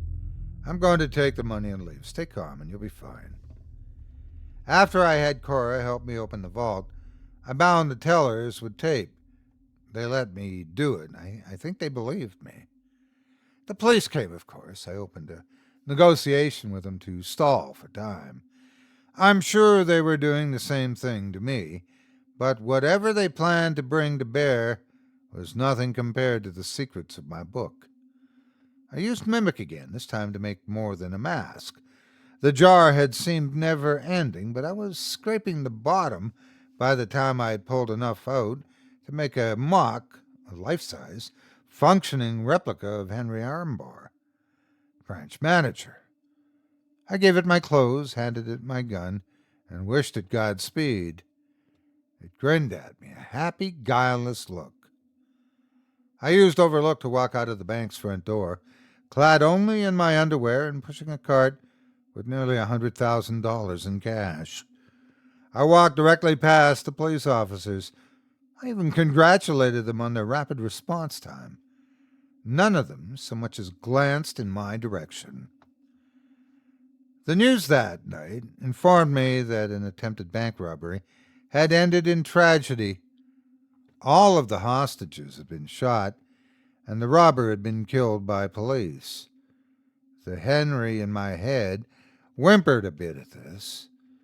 Perhaps I can trade him the gray-suited man. An entire person's life must be worth more than a single memory. I certainly don't need him anymore. I do need some more putty, though. And conveniently, I've also been needing to get rid of the bones in my attic. I believe I'll be spending the day with Meld. But first, to fetch something young. I'm lost. I am lost. I think things have gone terribly wrong. I found these notes, these writings, my discovery of the book. I don't remember any of them. I don't remember anything. I don't know what I've done that isn't recorded here. I don't know who I am. I have a wallet that says I'm Lazar Yardenoff. I have a whispering voice in my head that says I'm Henry Ombor. These notes say that neither of those are right. I don't know what the right answer is. The face in the mirror is withered, frightening, and unfamiliar. My body responds only reluctantly to my commands. I do not know what has happened since the bank. When I try to recollect, I feel as though the threads of my very self are being pulled apart, as if I am a threadbare blanket being stretched to its limits. I think I've done terrible things, to others and to myself. I have a cell phone I don't recognize, but it opens to my fingerprint. I am in an unfamiliar house, but the keys to it are in my pocket. I feel comfortable in the attic, cluttered and morbid though it is. The floor is covered with symbols from the book. I feel at home among them. The book, I recall. I know every symbol in it, every word.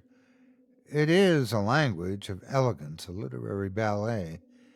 It is beautiful, so unlike this clunky, ill-designed language of day-to-day communications. It throbs in my mind, speaking to me of power, of life. It begs me to feed it, to release its abilities. I want to indulge it just as it wants to indulge me. We are one. I hate it, I think. I cannot be sure. All I remember, outside of this day, this moment, is a garden. A lovely, expansive garden, planted with carefully tended ornamental trees, overlooking scenic paths which sweep gently around a placid lake. Black fish flit excitedly within the lake's waters.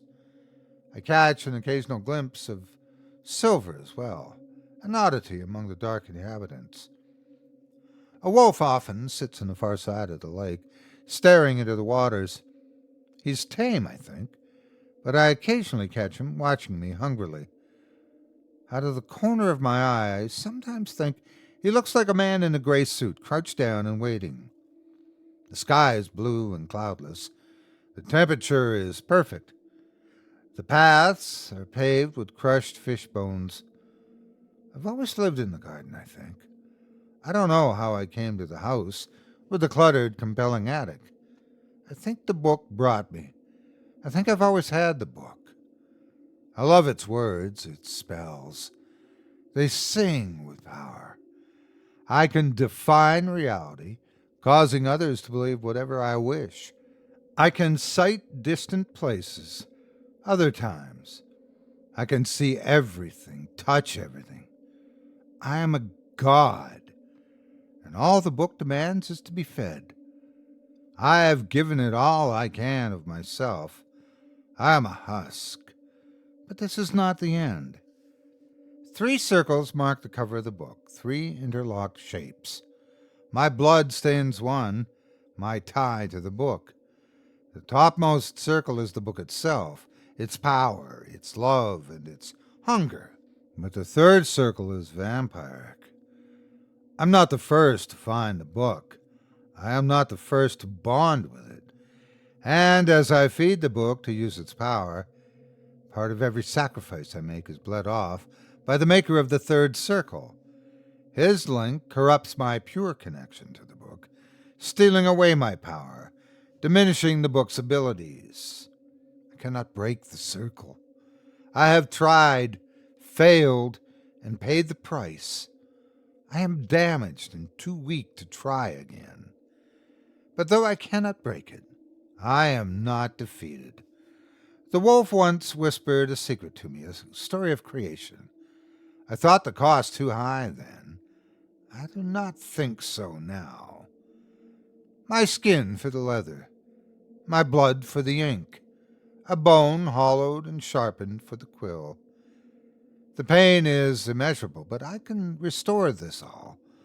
My copies are identical to the original book. with one key difference. It is my blood tied to the vampiric circle. I will be the one borrowing power from the future users, or past. All times are one. Let the one before me steal what he will from me. I will steal from others. The book will make me whole, and I will make myself great. 14/11/2027, 0901, 22:55:04, -43, 10:50, 23:57. 21/01, 2044, 18:11, 32:45:43, -96, 49:17:61:70, 11/06/1998, 1200, 40:31:08, 115, 24:22:24:73.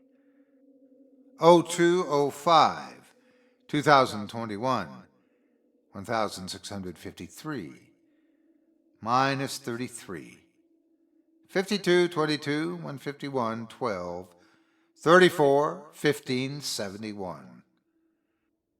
All the copies I could make, sent where and when sight insisted they would be best received. My pupils, my progeny, my patsies.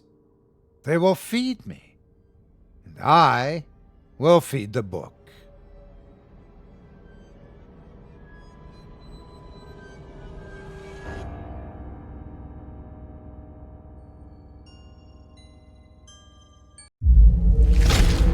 Chilling tales for dark nights.